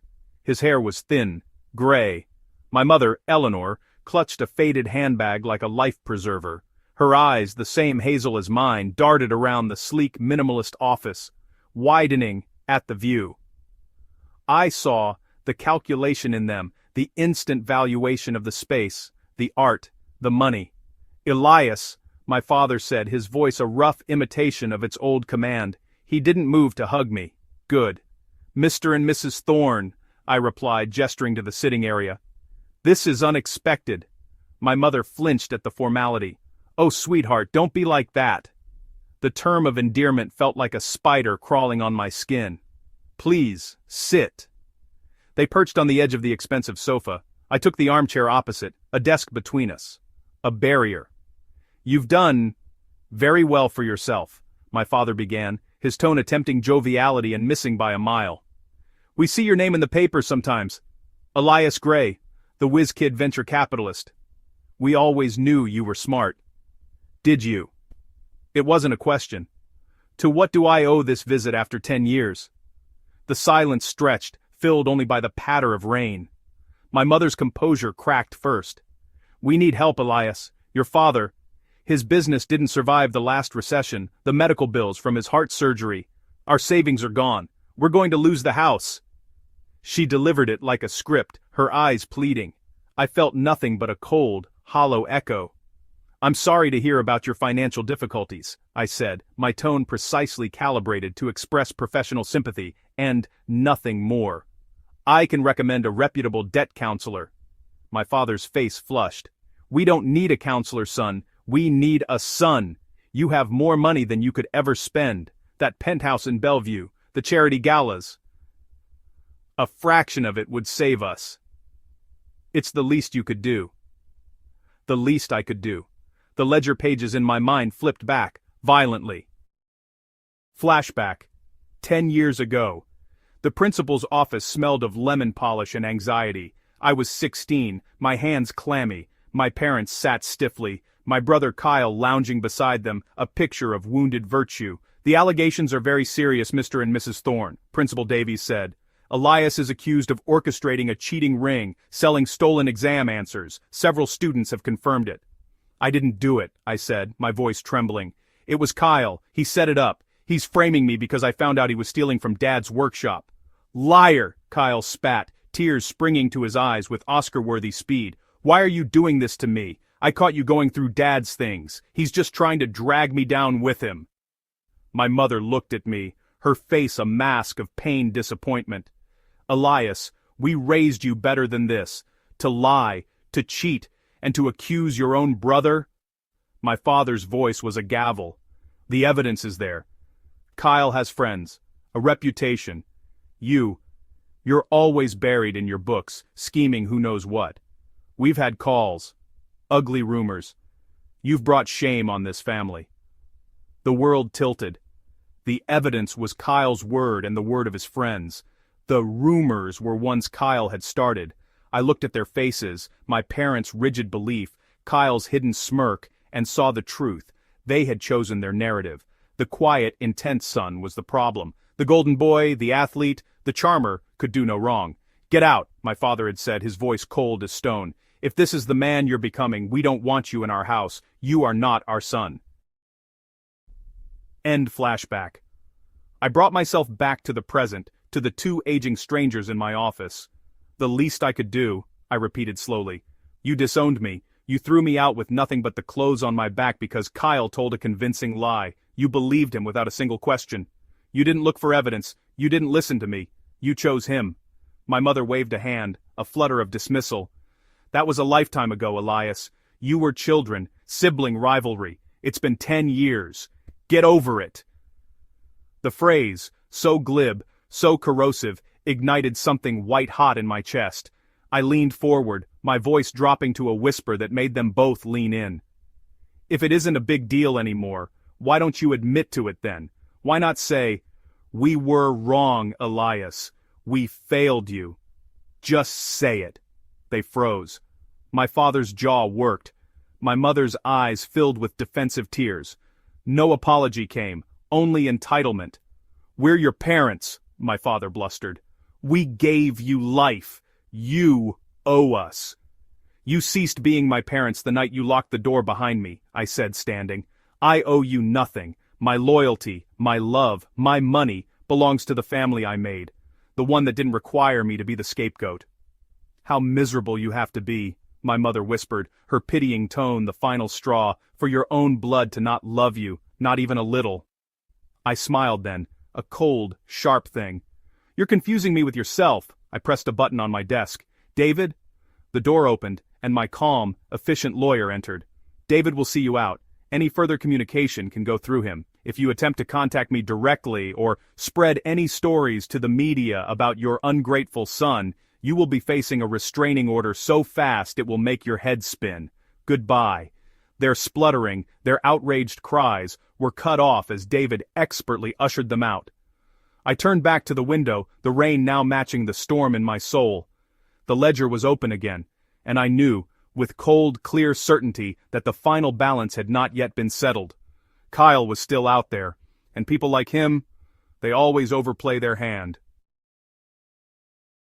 The encounter lit a fuse. I threw myself into work, but the past was no longer a closed book. It was a live wire. I knew they wouldn't go quietly. People who feel entitled never do.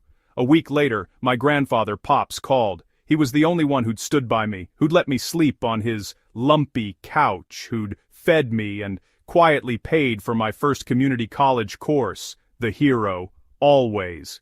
"They're circling, Eli," he said, his voice gravelly over the line. "Your mother called, crying. Said you're letting them become homeless. Kyle's been over, playing the concerned son, talking about family duty. He's got some new scheme, I can smell it." "Let him scheme," I said, watching the city lights flicker on. "He's not smart, Pops. He's just cunning. There's a difference." "He's going to try and shame you," Pops warned. "He thinks he holds all the cards. Then it's time we change the game." The move came predictably through social media. A former high school classmate sent me a link with a message. "Thought you should see this. Sorry, man." It was a live stream. Kyle, in what looked like a poorly lit living room, my parents, no doubt, was speaking to a local human interest vlogger known for tearjerker stories. "And it just breaks my heart," Kyle was saying, his face a masterpiece of regret. He'd aged poorly, his good looks softened by indulgence, his eyes permanently shifty. "My brother Elias, he's so successful now. But he's holding on to this childhood grudge. We were kids. I was jealous, okay? I admit it." The vlogger leaned in, microphone poised. "You admit what, Kyle?" Kyle looked directly into the camera, tears glistening. "I lied. Back then. I started those rumors. I was scared of getting in trouble for my own mistakes, so I let him take the blame. He let a single practiced tear fall. It was the worst thing I've ever done. I've carried this guilt for 10 years. I just want my brother back. I want him to forgive me, to help our parents. If he could just find it in his heart." He thought he was so clever. "Oh yeah, I'm going to shame MC and guilt trip him by confessing everything." He was banking on social pressure, on the court of public opinion to force my hand. He saw a generous public confession as a checkmate. He didn't see the exposed king. A fierce, clear joy cut through the anger. The statute of limitations for defamation is 2 years in this state, I thought, my mind clicking into a flawless legal gear. But a public confession is a fresh publication, a new cause of action. I didn't feel rage in that moment. I felt clarity. Ice cold, diamond bright clarity. I called David. "Did you see it?" "Recording and archiving it now," he said, his voice tight with professional satisfaction. "It's a full, unequivocal admission of intentional falsehood, causing reputational harm, past and present. File it, today. Defamation. Seek damages for the original act and the emotional distress of this malicious revival, and get an injunction against him and our parents from further public discussion." "On it," I then called Pops. "Turn on the computer. Watch the stream." As I waited, I replayed Kyle's words. I lied. 10 years of exile, of hunger, of silent weeping on Pops's couch, of working 2 jobs while studying, of building myself piece by broken piece, all reduced to his theatrical self-serving confession. He didn't want forgiveness. He wanted a payout. Pops called back, his voice choked. "The little weasel, he actually said it." "He did. And now he's going to pay for it, literally." "Your mother called right after it ended," Pops said, sighing. She said, "See? Kyle admitted it. Now everything can go back to normal." The staggering lack of insight was almost awe-inspiring. There is no normal, Pops. There's only the ledger. The lawsuit hit the local news the next day. Venture capitalist sues brother for decade-old lie, following public confession. The story wrote itself. Kyle's attempt at public shaming had backfired catastrophically. The vlogger, now facing potential legal complications, took the stream down and issued a retraction. My parents, through my father's email, sent a furious, rambling message about ruining the family name. I forwarded it to David. The best part of this wasn't getting the proof I needed to expose them, it was the fact that my grandma, Pops' fierce, wonderful wife, who had passed just 2 years prior, had lived long enough to see the first steps of my success, to know I was safe. And that Pops, my hero, was here now, seeing the truth finally acknowledged in a court of law. The lawsuit never went to trial. The evidence was too clear, Kyle's confession too damning. His bluster evaporated under deposition. His lawyer, a cheap ambulance chaser, advised a settlement. We bled him dry. Not just the symbolic damages for the past, but for legal fees for the intentional infliction of emotional distress. The judgment was for an amount that wouldn't cripple me if I paid it but would ruin him. He lost his job, his credit, his standing in their tiny world. My parents, legally not parties to the suit but morally complicit, were devastated. Their golden boy was publicly branded a liar and a fool. Their last hope of a financial lifeline was severed, permanently, by the very courts they'd once believed in. They had to sell the house. They moved into a small rental. Their lives diminished, not by me, but by the cumulative weight of their own choices. I stood on the balcony of my penthouse one evening, Pops sipping whiskey beside me. The city was quiet. "You okay, kid?" he asked, his shoulder nudging mine. I thought about it. About the 16-year-old's shattered heart, about the cold nights, about the relentless drive to prove I was more than their lie. I thought of my found family, Mara, who was more of a sister than any blood could be, my partners at the firm, the quiet, steadfast love of Pops. "I'm clear," I said, and it was true. The fury was spent.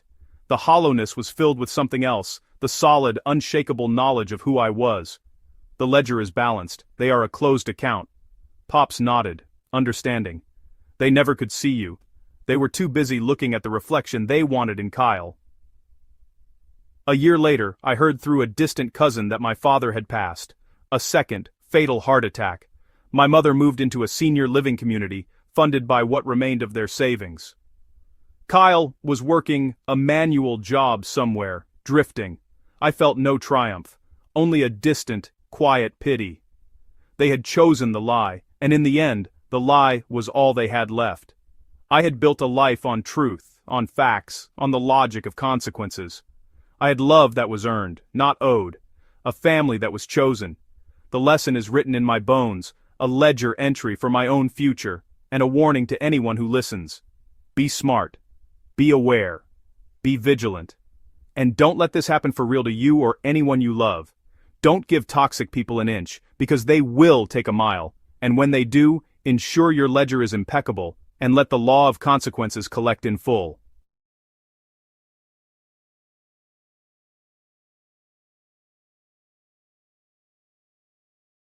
The air in our apartment always smelled like her, vanilla bean and rain. It used to be my favorite scent. That evening, it felt cloying, thick enough to choke on. I was at the kitchen island, my laptop open to floor plans for a craftsman-style house on the outskirts of the city. My finger traced the outline of what would have been her sunroom. My heart was a drumbeat of quiet excitement. The ring, a simple solitaire, was a hidden weight in the top drawer of my desk. Elena came in, not with her usual sigh of relief after work, but with a vacuum of silence. She dropped her bag, the sound too loud. "Hey," I said, smiling. "Look at this. The realtor says we can even negotiate for the built-in bookshelves." She didn't look at the screen. Her eyes, a hazel I'd spent years mapping, were fixed on a point just beyond my shoulder. "Alex, we need to talk." 4 words. The universal ice bath. My cursor froze over the bedroom layout. "Okay. What's up?" She took a breath, her fingers twisting the silver ring I'd given her on our 3rd anniversary. It wasn't the engagement ring. That was supposed to come next month. "I think I need a break." The floor didn't swallow me. The walls didn't crash down. The world just got very, very small and very sharp. "A break," I repeated, the words tasting of ash. "From us?" "From everything. It's not you, Alex, I swear. You've been perfect. It's me. I'm confused. I feel stagnant. We'd done this before, years ago. A 6-month split after a brutal fight about her refusing to set boundaries with a clingy friend. We were younger, dumber. We'd worked our way back, brick by painful brick, with promises of better communication. We'd built this. Stagnant, I echoed, a hollow laugh escaping. We just booked a trip to Portugal. I'm looking at houses. We're talking about kids, Elena.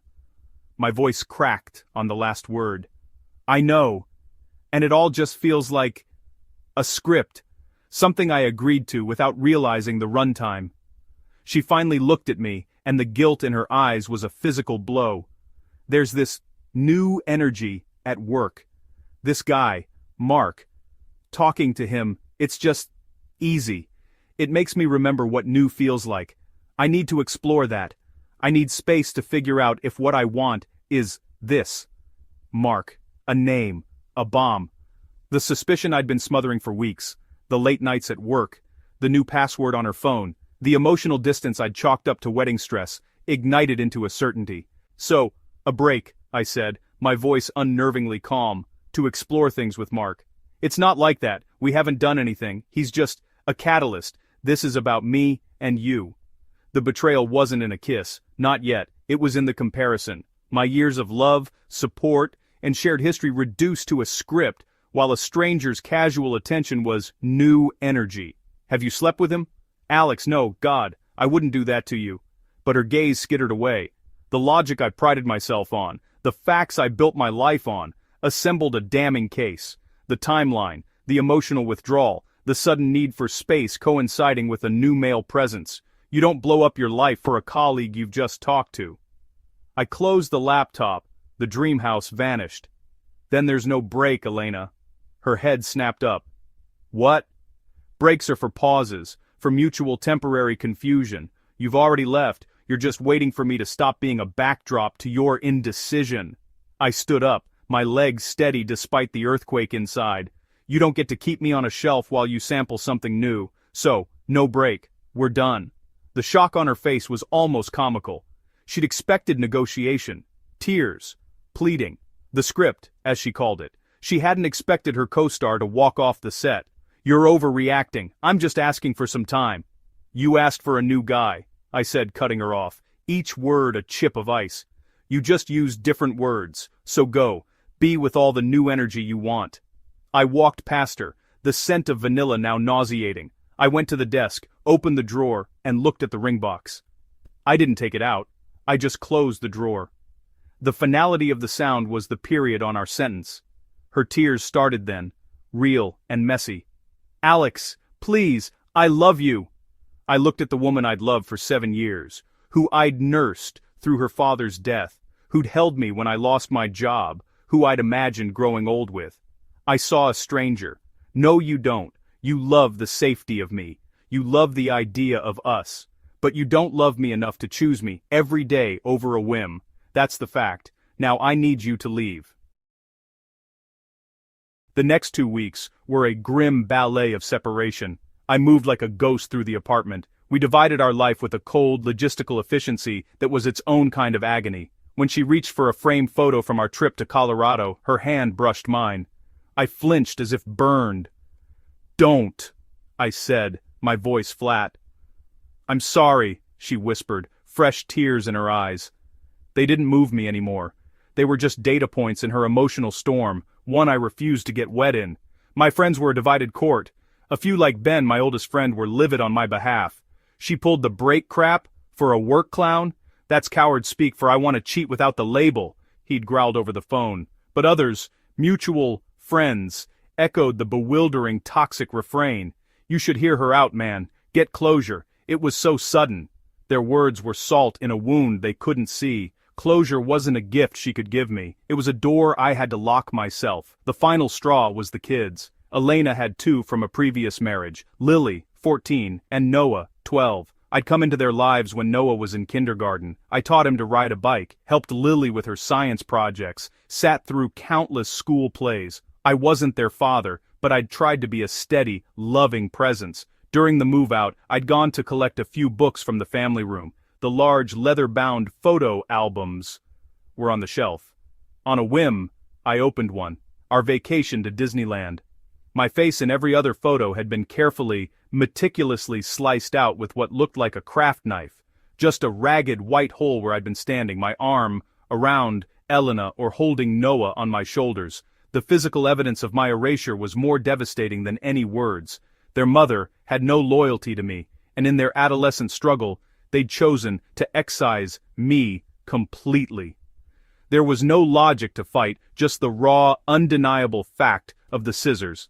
That night, staring at the ceiling in my half-empty apartment, the plan crystallized. I couldn't heal in a city that smelled like her, surrounded by the ghost of our future and friends who spoke the language of betrayal fluently. I needed a new map. 6 weeks later, I transferred my senior analyst position to the company's West Coast office. I sold or donated what wouldn't fit in my car. The ring went to a jeweler for consignment. The money would fund my first months of rent.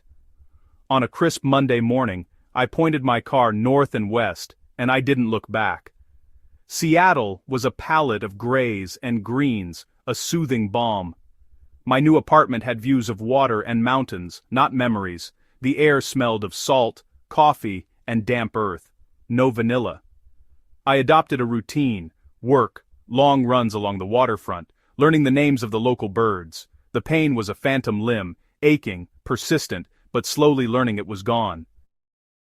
I was building a new life, brick by careful brick. Then, the past started knocking. It began with messages, not from her number, I'd blocked that, but from unknown social media accounts. I know I messed up, please just let me explain. I heard you moved, I'm glad you're okay.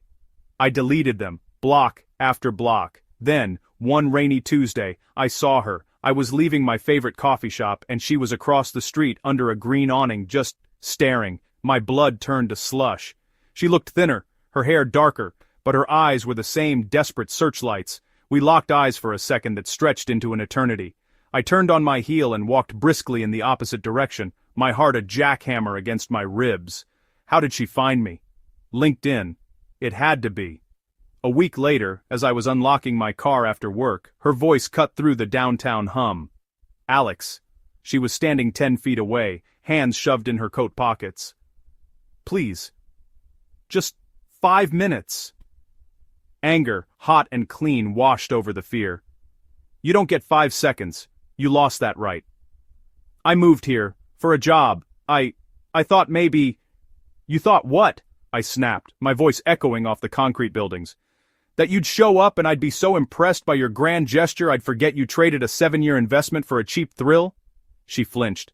It wasn't like that. Mark and I... It didn't mean anything. It was a mistake. I wasn't a mistake, Elena. I was a choice, and you unchose me. That's the only fact that matters. I got in my car. She rushed forward, placing a hand on my window. My car broke down 2 blocks from here. Can you just... give me a ride? Please? It's pouring.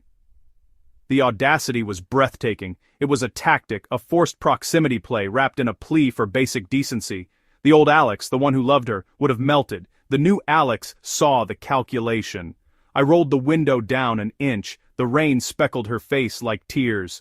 Call a tow truck. Call Mark. Call your kids. But you don't get to call me. Not for a ride. Not for closure. Not for anything. Any interaction with you hurts. It sets me back, and I refuse to let you hurt me anymore. I drove away, watching her shrink in my rearview mirror, a lone figure in the rain. For the first time since the breakup, I didn't feel a pang of guilt. I felt clarity. The contact from her parents came 3 months later. An email, subject line, an apology. My finger hovered over the delete key, but something in the formality gave me pause. Dear Alex, this is Richard and Maureen. We are writing not to intrude, but to express our deepest, most sincere apologies for the pain our daughter has caused you. We loved you as a son, and we are heartbroken and ashamed by her actions. We raised her better.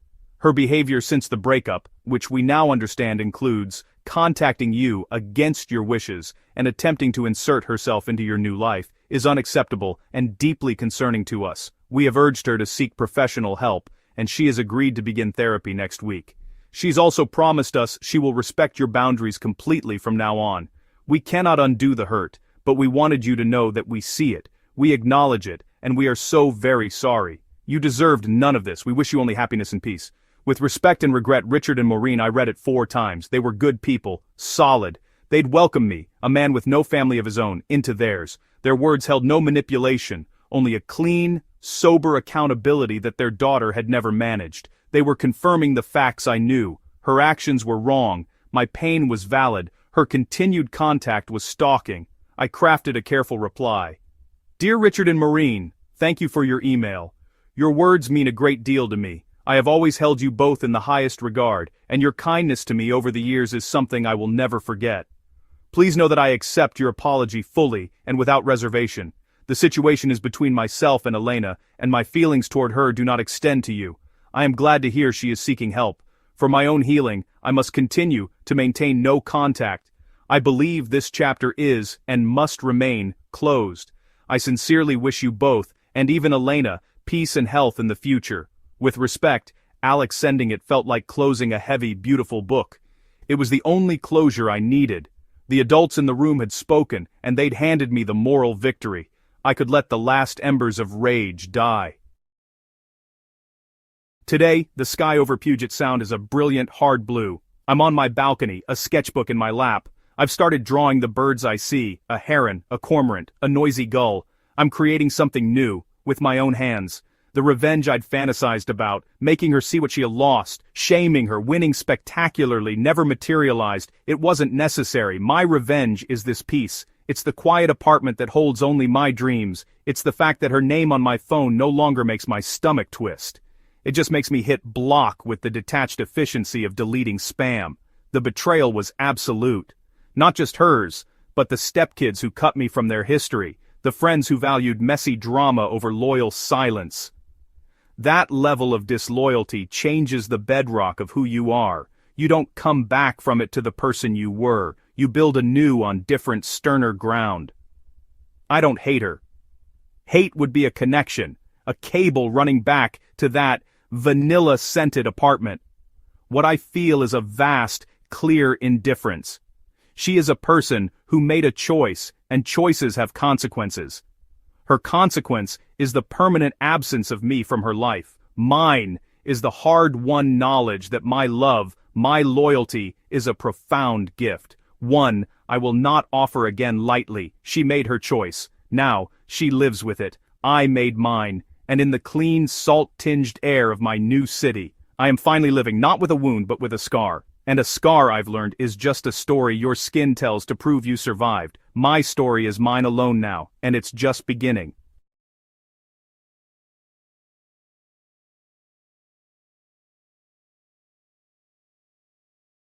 The sound that woke me wasn't a scream, or a crash, but the absence of a familiar rhythm. The gentle digital purr of her phone, which she always placed face down on her nightstand, was silent. The space beside me in our California King was cold and empty. It was 2:17 a.m. A dull, formless anxiety, the kind that had been my uninvited bedfellow for months, solidified into a cold knot in my stomach. I found her not in the kitchen getting water, or in the living room reading, but on the balcony, a silhouette against the city's amber glow. She was hunched over, the blue light of her phone screen illuminating her face, etching a smile I hadn't seen in years, a private, girlish, invited smile. It was a smile that belonged to someone else. I watched, frozen in the doorway, as her thumbs flew. A soft, breathy laugh escaped her, a sound once reserved for us. It felt like a violation. I retreated before she saw me. The next 2 hours were spent in a hell of my own making, lying stiffly beside her, pretending sleep when she returned, smelling of the night air and a faint, unfamiliar cologne. The anxiety wasn't jealousy, not yet. It was the chilling clarity of a scientist observing the first, undeniable symptom of a terminal disease. The affair unfolded not with a bang, but with 1,000 paper cuts. Lisa, my wife of 8 years, had become a ghost in our own home. Her passion, once directed at our life, our dreams, was now singularly focused on her physique. It started innocently enough, a new personal trainer, Marco, to get her groove back. Then it was twice-a-day sessions. Then it was post-workout smoothies that lasted 3 hours. Her conversation became a lexicon of muscles I'd never heard of, peppered with his name. Marco says my form is incredible. Marco thinks I have unreal potential. Marco seems very invested, I said one evening, pushing pasta around my plate. Her head snapped up, her eyes, a hazel I once got lost in, were sharp. Don't be pathetic, Daniel. It's unattractive. He's a professional. I'm finally doing something for me. That was her new mantra. For me. Our joint savings account bled money for sessions, supplements, and new, increasingly athletic wear. When I questioned a $500 charge for nutritional counseling, she exploded. You just don't want me to be happy. You want the meek little wife who admired you. Well, I'm my own person now, Daniel, and I deserve my fair share of happiness. Fair share. The phrase hung in the air, toxic and new. We'd built this life together, or so I'd believed. Now it was being partitioned in her mind. The final cut came on a Tuesday. She'd forgotten her workout towel and asked me to bring it to the boutique gym. I saw them through the glass front before I entered. He was adjusting her stance for a deadlift, his hands lingering on her hips, her lower back. It wasn't professional. It was possessive. Her face, reflected in the mirror, was turned toward his, lit with a devotion that stole the breath from my lungs. I dropped the towel on the front desk and left. That night, I didn't confront. I observed, and when she slept, the narcissist's deep, untroubled sleep of the entitled, I did something I'd never done. I accessed her tablet, still logged into her email. The evidence wasn't hidden. It was brazen. Love notes, plans, hotel confirmations. He makes me feel alive. You just make me feel managed. The pain was a physical vacuum, pulling my heart into my throat. I sat in the dark living room of our beautiful, sterile showroom of a house, a monument to her taste, with our money, and I wept silent, ragged tears. Not just for the betrayal, but for the death of the man I was, the trusting, loving fool. Then, a memory surfaced, clear and calm amidst the storm. My father's voice 5 years ago over a glass of bourbon after we'd signed the mortgage for this very house. Son, he'd said, his engineer's mind always working. A ship has one captain, but a wise captain registers the vessel in a safe port. For tax purposes, of course, and for unforeseen storms. I'd been annoyed. Dad, Lisa and I are a team. We don't need separate ports. He'd just looked at me, his eyes soft with a pain I didn't understand then. Humor, an old man. Let me hold the deeds. It's just paper. It changes nothing between you two, but it lets me sleep at night. Grief curdled into something else, a frigid, focused clarity. Lisa was already speaking of fair shares. She was measuring the curtains while planning her exit, but she was measuring what she could see, not what actually existed. I made 2 calls the next day, one to a discreet, ruthlessly efficient divorce attorney named Amanda Shaw. The second to my father. The storm's here, Dad, I said, my voice surprisingly steady. A long pause, then a sigh of profound sorrow. I'm so sorry, Daniel. The port is secure. It always has been. I became an actor in my own life. I was Daniel, the dutiful, slightly neglectful husband, too buried in work to notice his wife's transformation. I encouraged her journey. I didn't flinch when she spent $300 on a workout bra. I absorbed her barbs about my lack of ambition compared to Marco's entrepreneurial spirit. Marco, I discovered via a private investigator, was a serial mooch with 3 other client lovers and significant debt. Every insult, every comparison, was another log on the pyre of my old feelings. The love was ash. What remained was a cold determination to see this through. The confrontation, when it came, was her script, not mine. She staged it beautifully, candles lit, an expensive bottle of wine opened. "Daniel," she began, tears expertly welling. "I think we've grown apart. I love you, but I'm not in love with you. I need to find myself. It's only fair we start thinking about separating our lives." I nodded, slowly, feigning devastation. I felt the distance too," I murmured, hating myself for the lie, but loving the game. "What are you thinking?" She brightened, the tears vanishing. This was her negotiation. "Well, we sell the house, split the equity, we divide the savings, the investments. I'll keep my car, you keep yours. It's only fair. We both contributed to this life. You contributed debt and decor, I thought. I contributed the capital, the career, the stability you're using as a springboard. That seems Standard, I said, rubbing my temples as if overwhelmed. We should get lawyers to make it clean. Her smile was victorious. She thought I was rolling over. She thought the battle was already won and she was just dividing the spoils. The first meeting with the lawyers was in Amanda Shaw's sleek, intimidating office. Lisa brought a shark named Reynolds, a man known for his theatrical aggression. Lisa sat poised, a queen awaiting tribute. Amanda, calm and crisp, outlined the initial stance. Lisa listened nodding. Then she spoke. Daniel and I have already agreed on the broad strokes, a 50-50 division of all marital assets, the house, the brokerage account, the retirement funds. We want this to be amicable. Amanda steepled her fingers. That's a starting point. We'll need a full and transparent disclosure of all assets first. Reynolds slid a folder across the table. My client's preliminary assessment. We've listed the joint holdings as we understand them. Amanda opened it, glanced, then looked at me. I gave a slight, almost imperceptible nod. This is a good start, Amanda said. However, my client is the sole title holder of his vehicle and his personal retirement account from his premarital employment. Those are separate property. Lisa waved a hand. Fine, it's the big things that matter. Indeed, Amanda said. She opened another folder, regarding the marital residence at 1242 Crestview Drive, and the 2 rental properties on Elm and Beach Street. Lisa leaned forward, ready to discuss valuations. These properties are not marital assets. The room froze. Lisa's smile didn't fade so much as shatter, like glass hitting stone. What? The deeds are held in the name of Robert Ellis, Daniel's father. They have been since their purchase.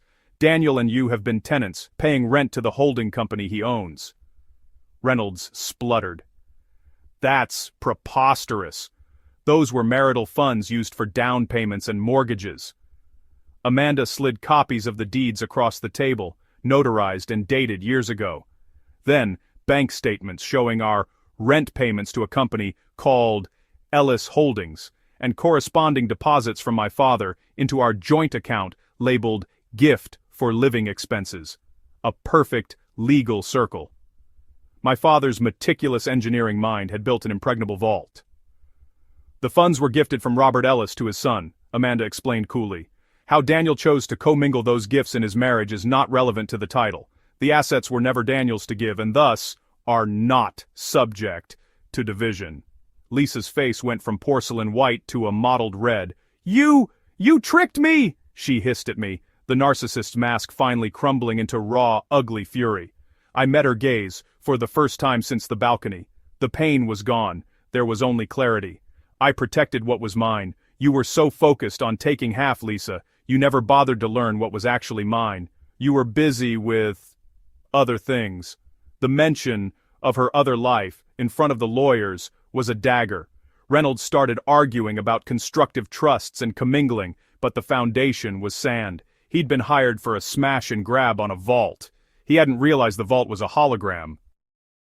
What followed was a brutal, petty war of attrition. Lisa, unmoored from her expected prize, became feral. She tried to drag my name through the mud, alleging emotional abuse, controlling behavior, but she had no evidence, only fury. My PI provided evidence of her affair, making her claims of a happy marriage laughable. She took what she could, half of the actual joint savings, a fraction of what she'd envisioned, her car, her clothes, the expensive gym equipment.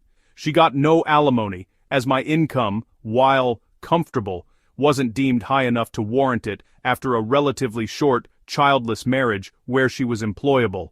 The final hearing was a quiet affair.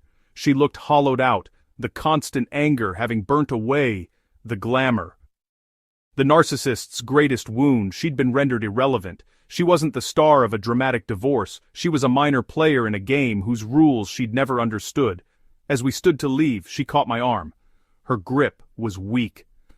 You never loved me, she whispered, a final, twisted attempt to own the narrative. I removed her hand. I loved the woman I thought you were. She didn't exist. The real you only loves what she can take. Now, you have your fair share. Exactly what you put in.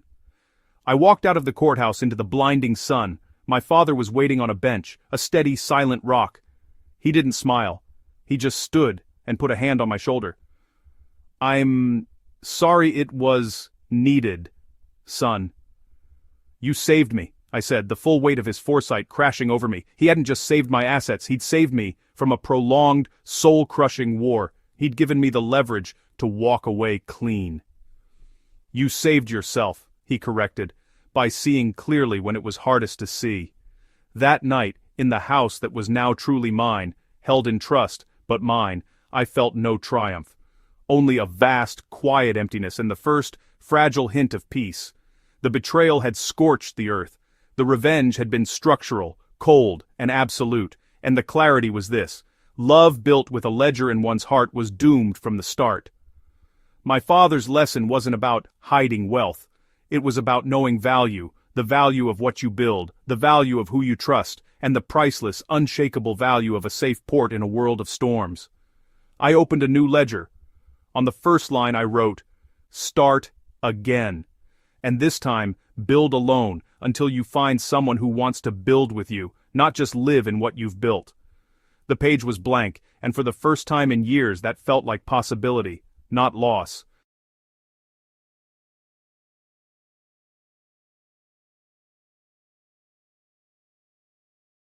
The air in my childhood bedroom was thick with the smell of mothballs and disappointment. I was packing my hard drives into a fireproof case when the door slammed open. Still here, my father, Richard Thorne, filled the doorway. He was a man who wore his golf polo like a suit of armor. "Your mother said you'd be gone by noon." "It's 12:15, I said, not turning around. My fingers checked each connection, each backup drive. This was my real life, sealed in aluminum and silicon.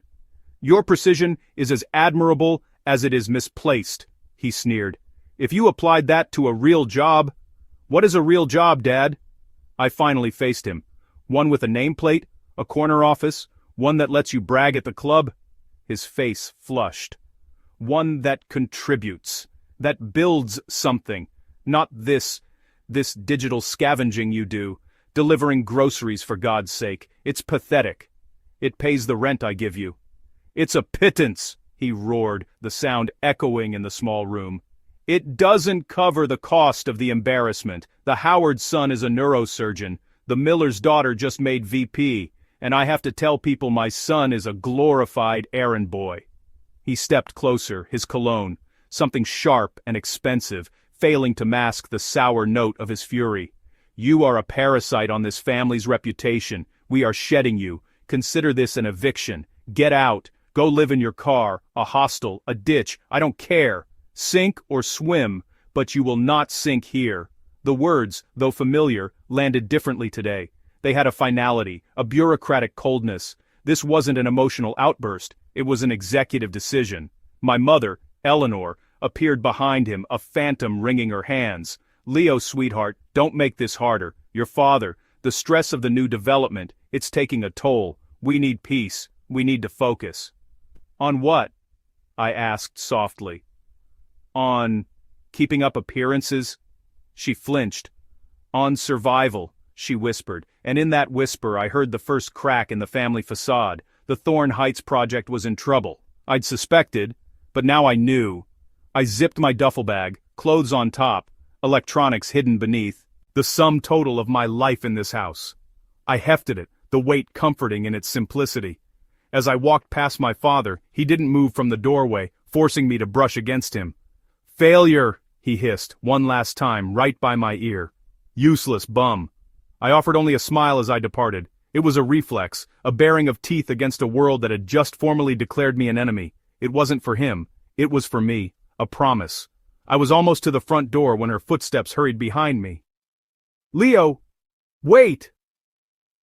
My mother's face was a masterpiece of conflicted tragedy.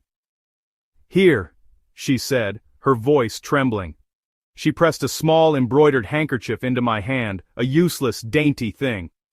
"I know it's not much, but things are tighter than we let on. Your father's pride. If you could, maybe you have a little saved, just to help us bridge a gap? We'd pay you back, of course." The audacity stole my breath. They were throwing me out, yet her hand was out, expecting to pick my empty pockets. The performance of motherhood had become so ingrained she was auditioning for it even now. I looked at her, truly looked. I saw the fear in her eyes, not for me, but for her china, her silver, her standing. She believed her own story, that I was destitute, that my leaving was a necessary pruning of a dead branch, and yet she was still trying to sap one last drop from it. Slowly, I pulled my worn wallet from my back pocket. I extracted $500 bills. I held them out. It's all I have right now. Her fingers, cold and startlingly swift, closed over the money. She didn't just take it, she concealed it, her fist closing like a trap. The handkerchief fluttered to the floor. She didn't even look ashamed. She looked resourceful. Thank you, Leo. You're a good son. We'll fix this, and then, maybe we can help you find something stable. She believed she was taking my last dollar. She believed I was walking into the abyss, and she let me go. I stepped over the fallen handkerchief and walked out the door. The sound of the lock clicking behind me was the period at the end of the sentence of my old life. 6 weeks is a long time when you operate with the cold fury of a man with nothing to lose and 5 million reasons to win.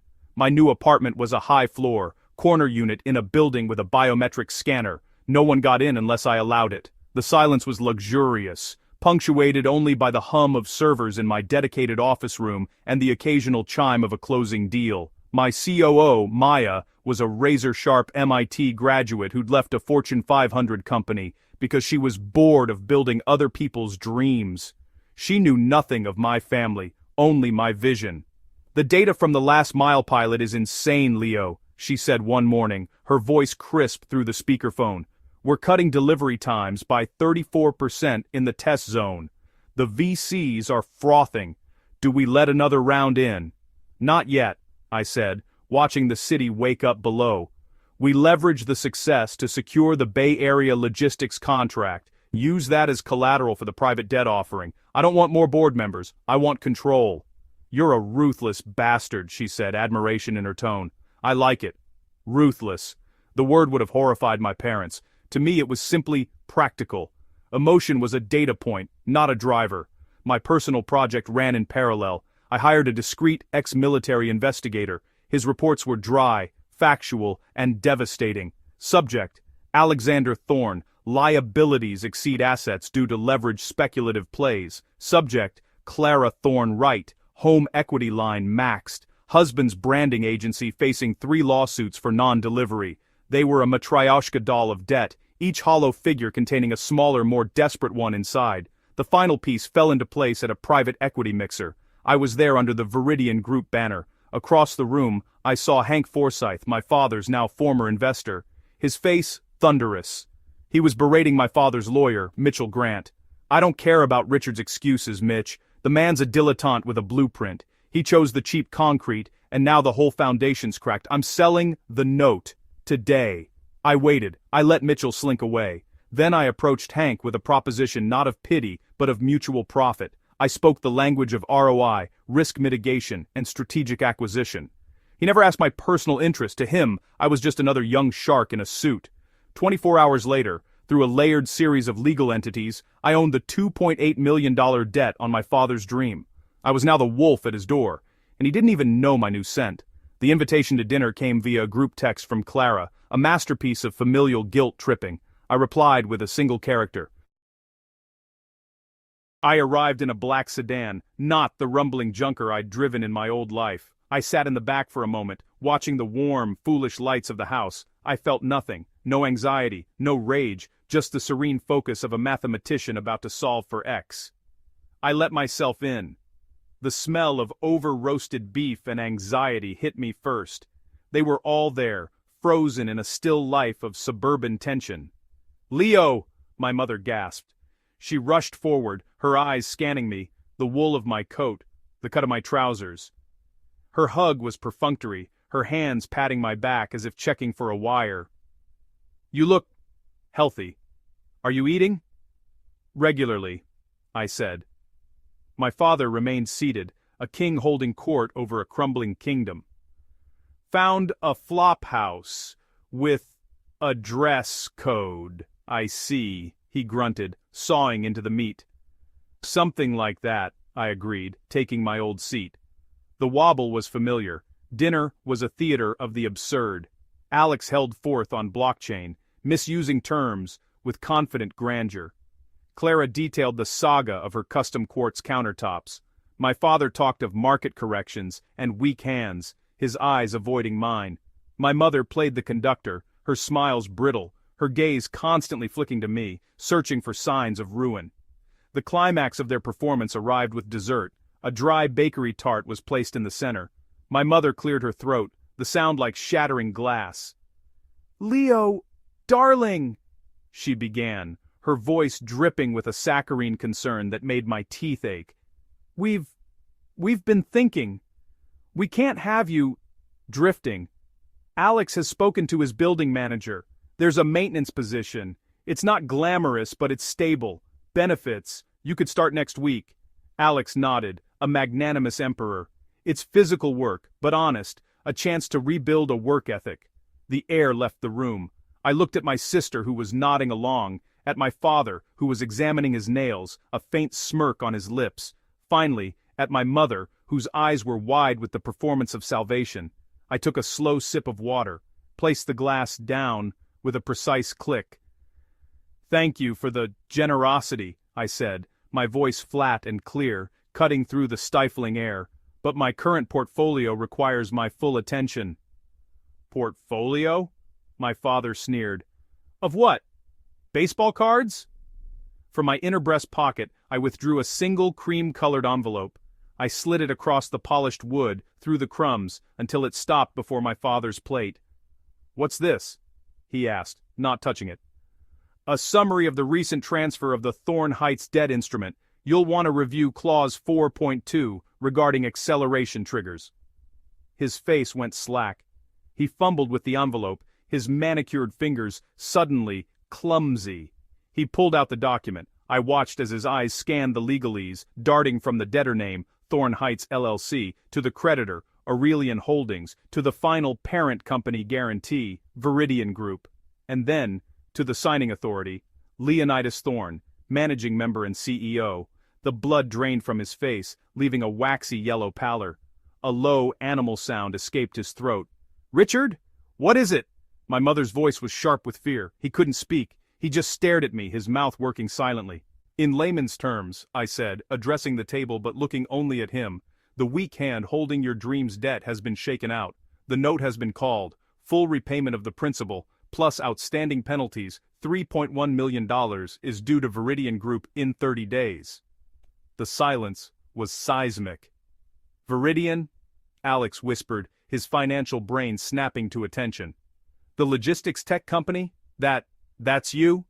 "The $5 million seed round last year," Clara breathed, her socialite mind connecting celebrity headlines to reality.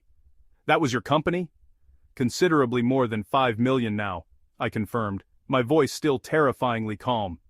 "The grocery delivery gig was insightful market research." My mother made a small, choked sound. Her eyes were locked on me, but I knew she wasn't seeing me. She was seeing the $500. She was seeing her own hand snatching it, her belief in my destitution, her absolute, utter failure to see her own son. The realization didn't bring remorse to her face. It brought a kind of horrified vertigo.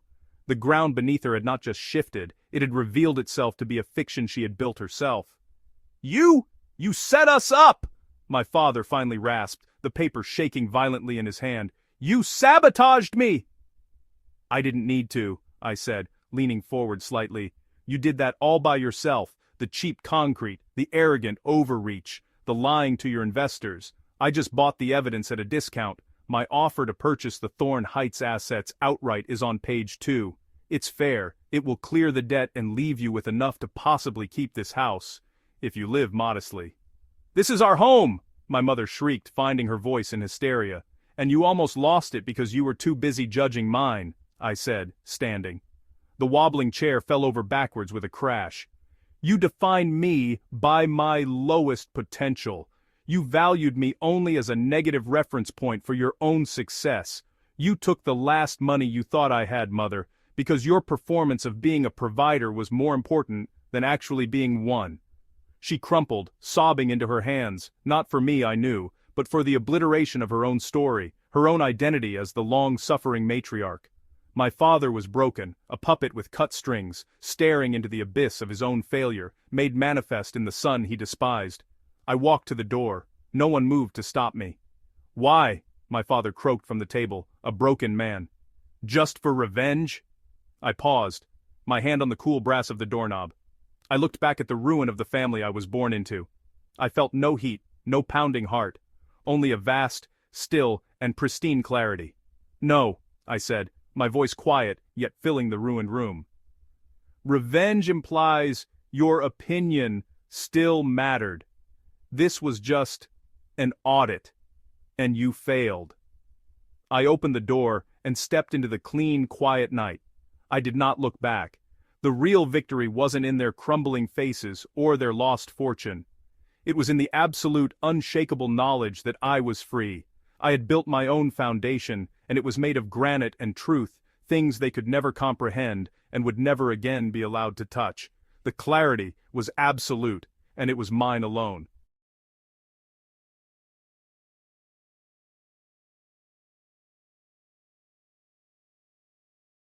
The smell of my parents' house had changed. It used to be lemon polish and my mother's rose garden drifting through the kitchen window. Now, it was the sour tang of unspoken fear and stale coffee, the kind brewed too strong to compensate for its cheapness.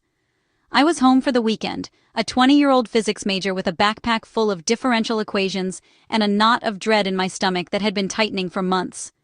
My sanctuary was the cramped desk in my old room, where I was trying to parse a problem set on quantum mechanics.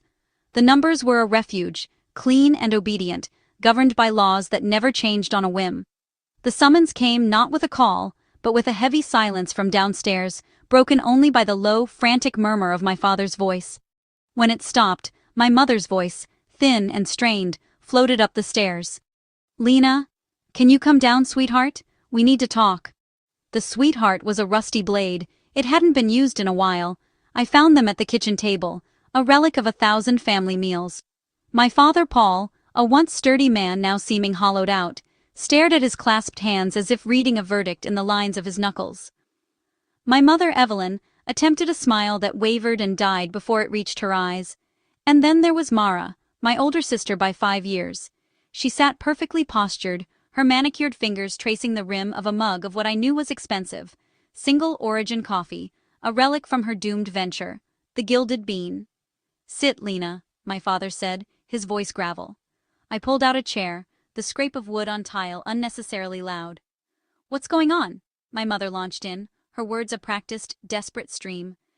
"It's just the situation, honey, with the adjustments on the house. The bank is being unreasonable. The third mortgage," she swallowed. "The payments are unsustainable." A third mortgage.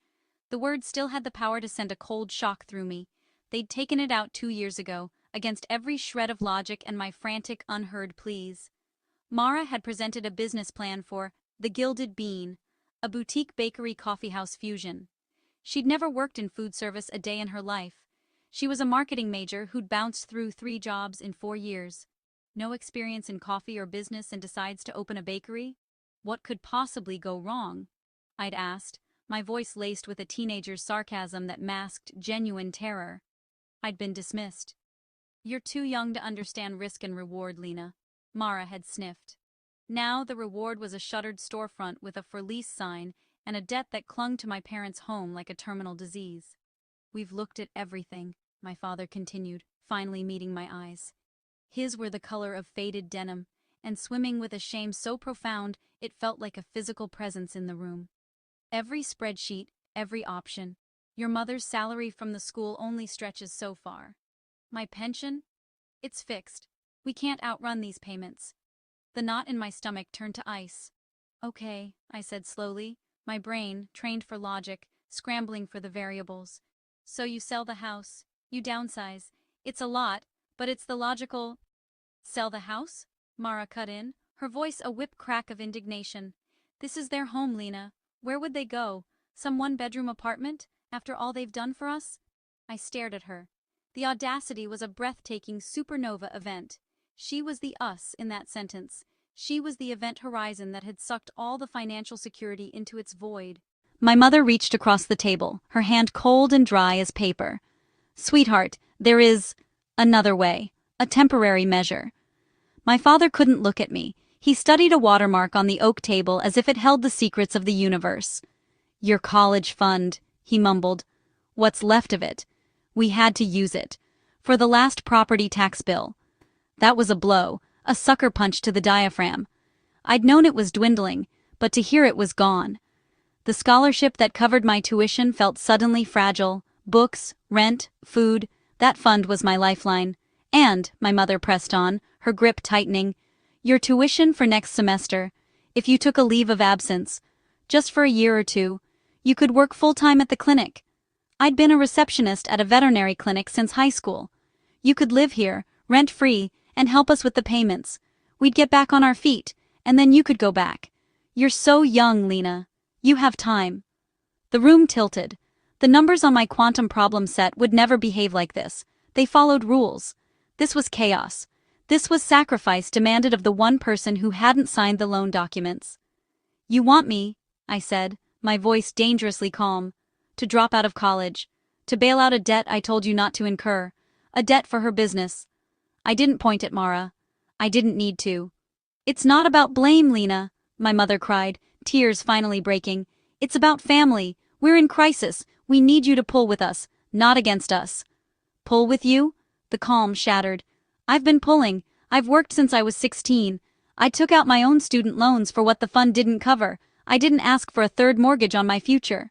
Mara sighed, a long-suffering theatrical sound. "See, this is the problem. You're so dramatic. It's just a pause, Lena, a strategic retreat. You act like we're asking for a kidney." I turned my full gaze on her. "Where's your strategic retreat, Mara? What second job are you working? What luxury have you given up?" I gestured to her shoes, her bag, both leaning against the chair. Designer labels she had no right to anymore. Her face hardened. "I am paying," she hissed, "emotionally, every day. Watching my dream die is punishment enough. You have no idea the stress I'm under." "Your stress?" I laughed, a short, ugly sound. "Your stress is a phantom. Their stress is a bank ledger. My stress is now being asked to light my future on fire to keep you warm." "Lena, please," my father whispered, a broken sound. "We have nowhere else to turn." The words hung in the air, a verdict. In their eyes, my education, my trajectory, was negotiable. Mara's comfort and their enabling of her were not. The betrayal wasn't in the ask, it was in the expectation. The absolute, unshakable belief that of course I would do it, that my path was the dispensable one. I stood up, the chair shrieking backwards. "I need air." As I turned to leave, Mara muttered, not quite under her breath, "Here we go. The world's smallest violin for Lena again." I paused. My hand was on the cool brass of the doorknob. The word "again" echoed in the silence of my soul. A final, defining splash of acid. It distilled every slight. Every time my achievements were met with a distracted, "That's nice." Every time her dramas commanded center stage. Trash, I thought, the metaphor rising cold and clear in my mind. And trash is to be taken out before it stinks up the place. I didn't say another word. I walked out, the door clicking shut with a terrifying finality behind me. My car, a 10-year-old hatchback I paid for myself, carried me on autopilot through the familiar streets. It didn't go to my cramped apartment near campus. It went to the only place that had ever felt like a true home, Maggie's Griddle. The diner was a beacon of chrome and warm light in the gathering dusk. The bell above the door jingled my arrival, and the smell of frying onions, strong coffee and pie crust wrapped around me like a blanket. "Lena Bear, in the back booth your homework's waiting," Maggie called from behind the counter without looking up from the grill. She was a mountain of a woman with a voice like gravel and a heart that was pure, soft gold.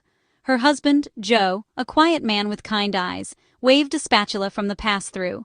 And there, in our usual booth, was Sarah, my best friend since Mrs. Hickman's sandpit in kindergarten. She took one look at my face, shoved her nursing textbooks aside, and slid a chocolate milkshake across the formica toward me. "Talk," she commanded. I did. In a low, furious, broken monotone, I poured it all out. The third mortgage, the drained college fund, the demand, Mara's, again. The look of utter entitlement on my parents' faces. Sarah listened, her expression shifting from concern to shock to white-hot anger. "They want you to drop out?" she finally breathed. To fix her mess? That's not a family, Lena. That's a cult of incompetence with Mara as the high priestess. They see it as being practical, I said, the numbness starting to recede, replaced by a shaking rage. The practical thing is to sacrifice the compliant child. The practical thing, Joe's voice rumbled. He had come over with 2 plates of fries on the house. He slid in beside Maggie, who had joined us. The practical thing is to let the business fail. Let the bank take the house if it comes to that, and start over. Not sink another life. He patted my hand. You are not a life raft, kiddo. You're the ship. Maggie nodded, her arms crossed. Your sister, she's a user. And your parents are her facilitators. They're drowning, and instead of telling her to learn to swim, they're trying to throw you in to boost her up. You gotta cut the rope, honey. How? The word was a plea. They're my parents, and they're scared. He can't even look at me. Love isn't supposed to feel like this, Sarah said softly. It's not supposed to be a shakedown. The clarity was brutal and absolute. They were right. Every one of them. These people, in this greasy, glorious diner, were my family. They asked for nothing but my company. They cheered my successes. They offered fries in a crisis. First, Sarah said, her nurse's brain switching to tactical mode. You freeze your credit. All 3 bureaus. Tonight. Right now. I blinked. What? If they're this desperate and they have your social security number from old tax forms, what's to stop them, or Mara, from opening a credit card in your name? Sarah's eyes were deadly serious.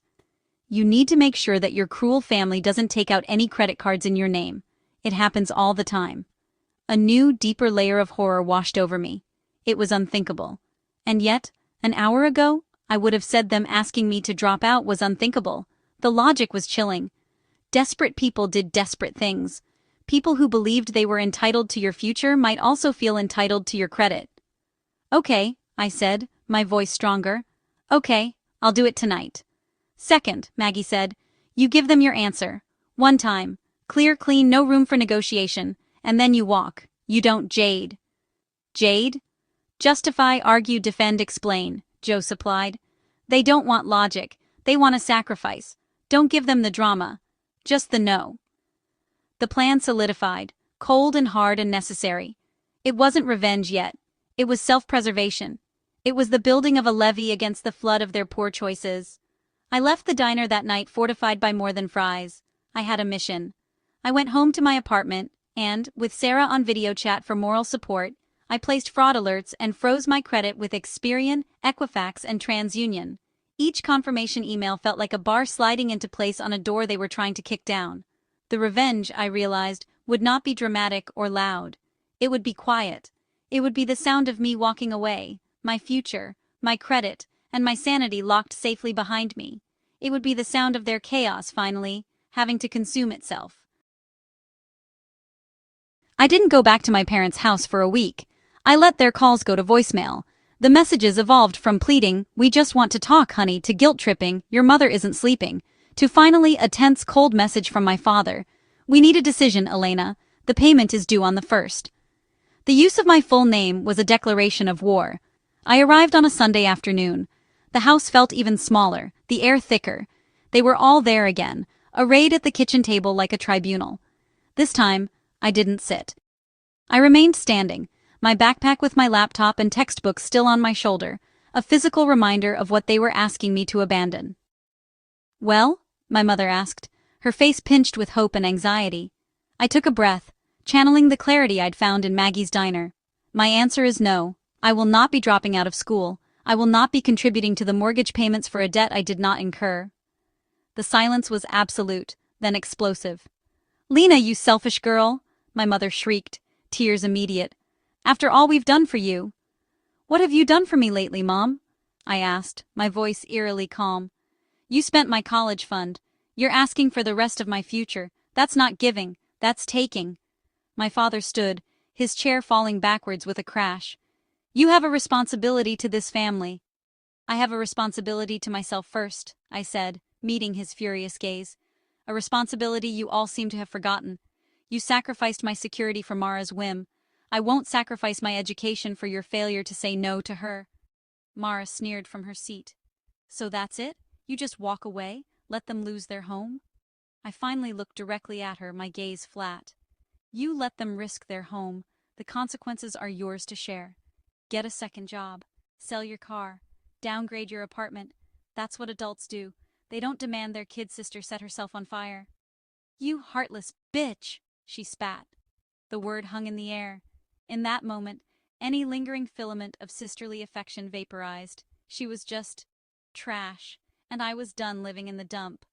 I've taken steps to protect myself financially, I continued, the words clinical. My credit is frozen. Do not attempt to use my information for anything. I will press charges. The shock on their faces was almost comical.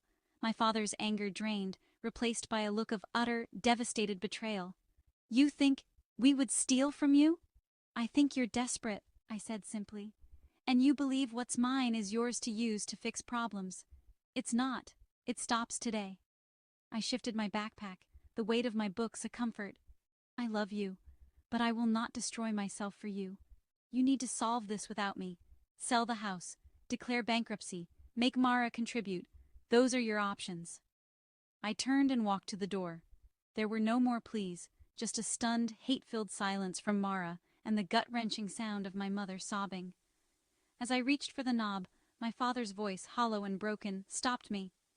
If you walk out that door, Elena, don't expect to be welcome back. The finality of it was a clean cut. Painful, but clean. I didn't turn around. Then I guess this is goodbye, I said softly, and stepped out into the cool, free air. 6 months later. The physics building was quiet, the hallways echoing with the focused energy of finals week. I'd made Dean's List again.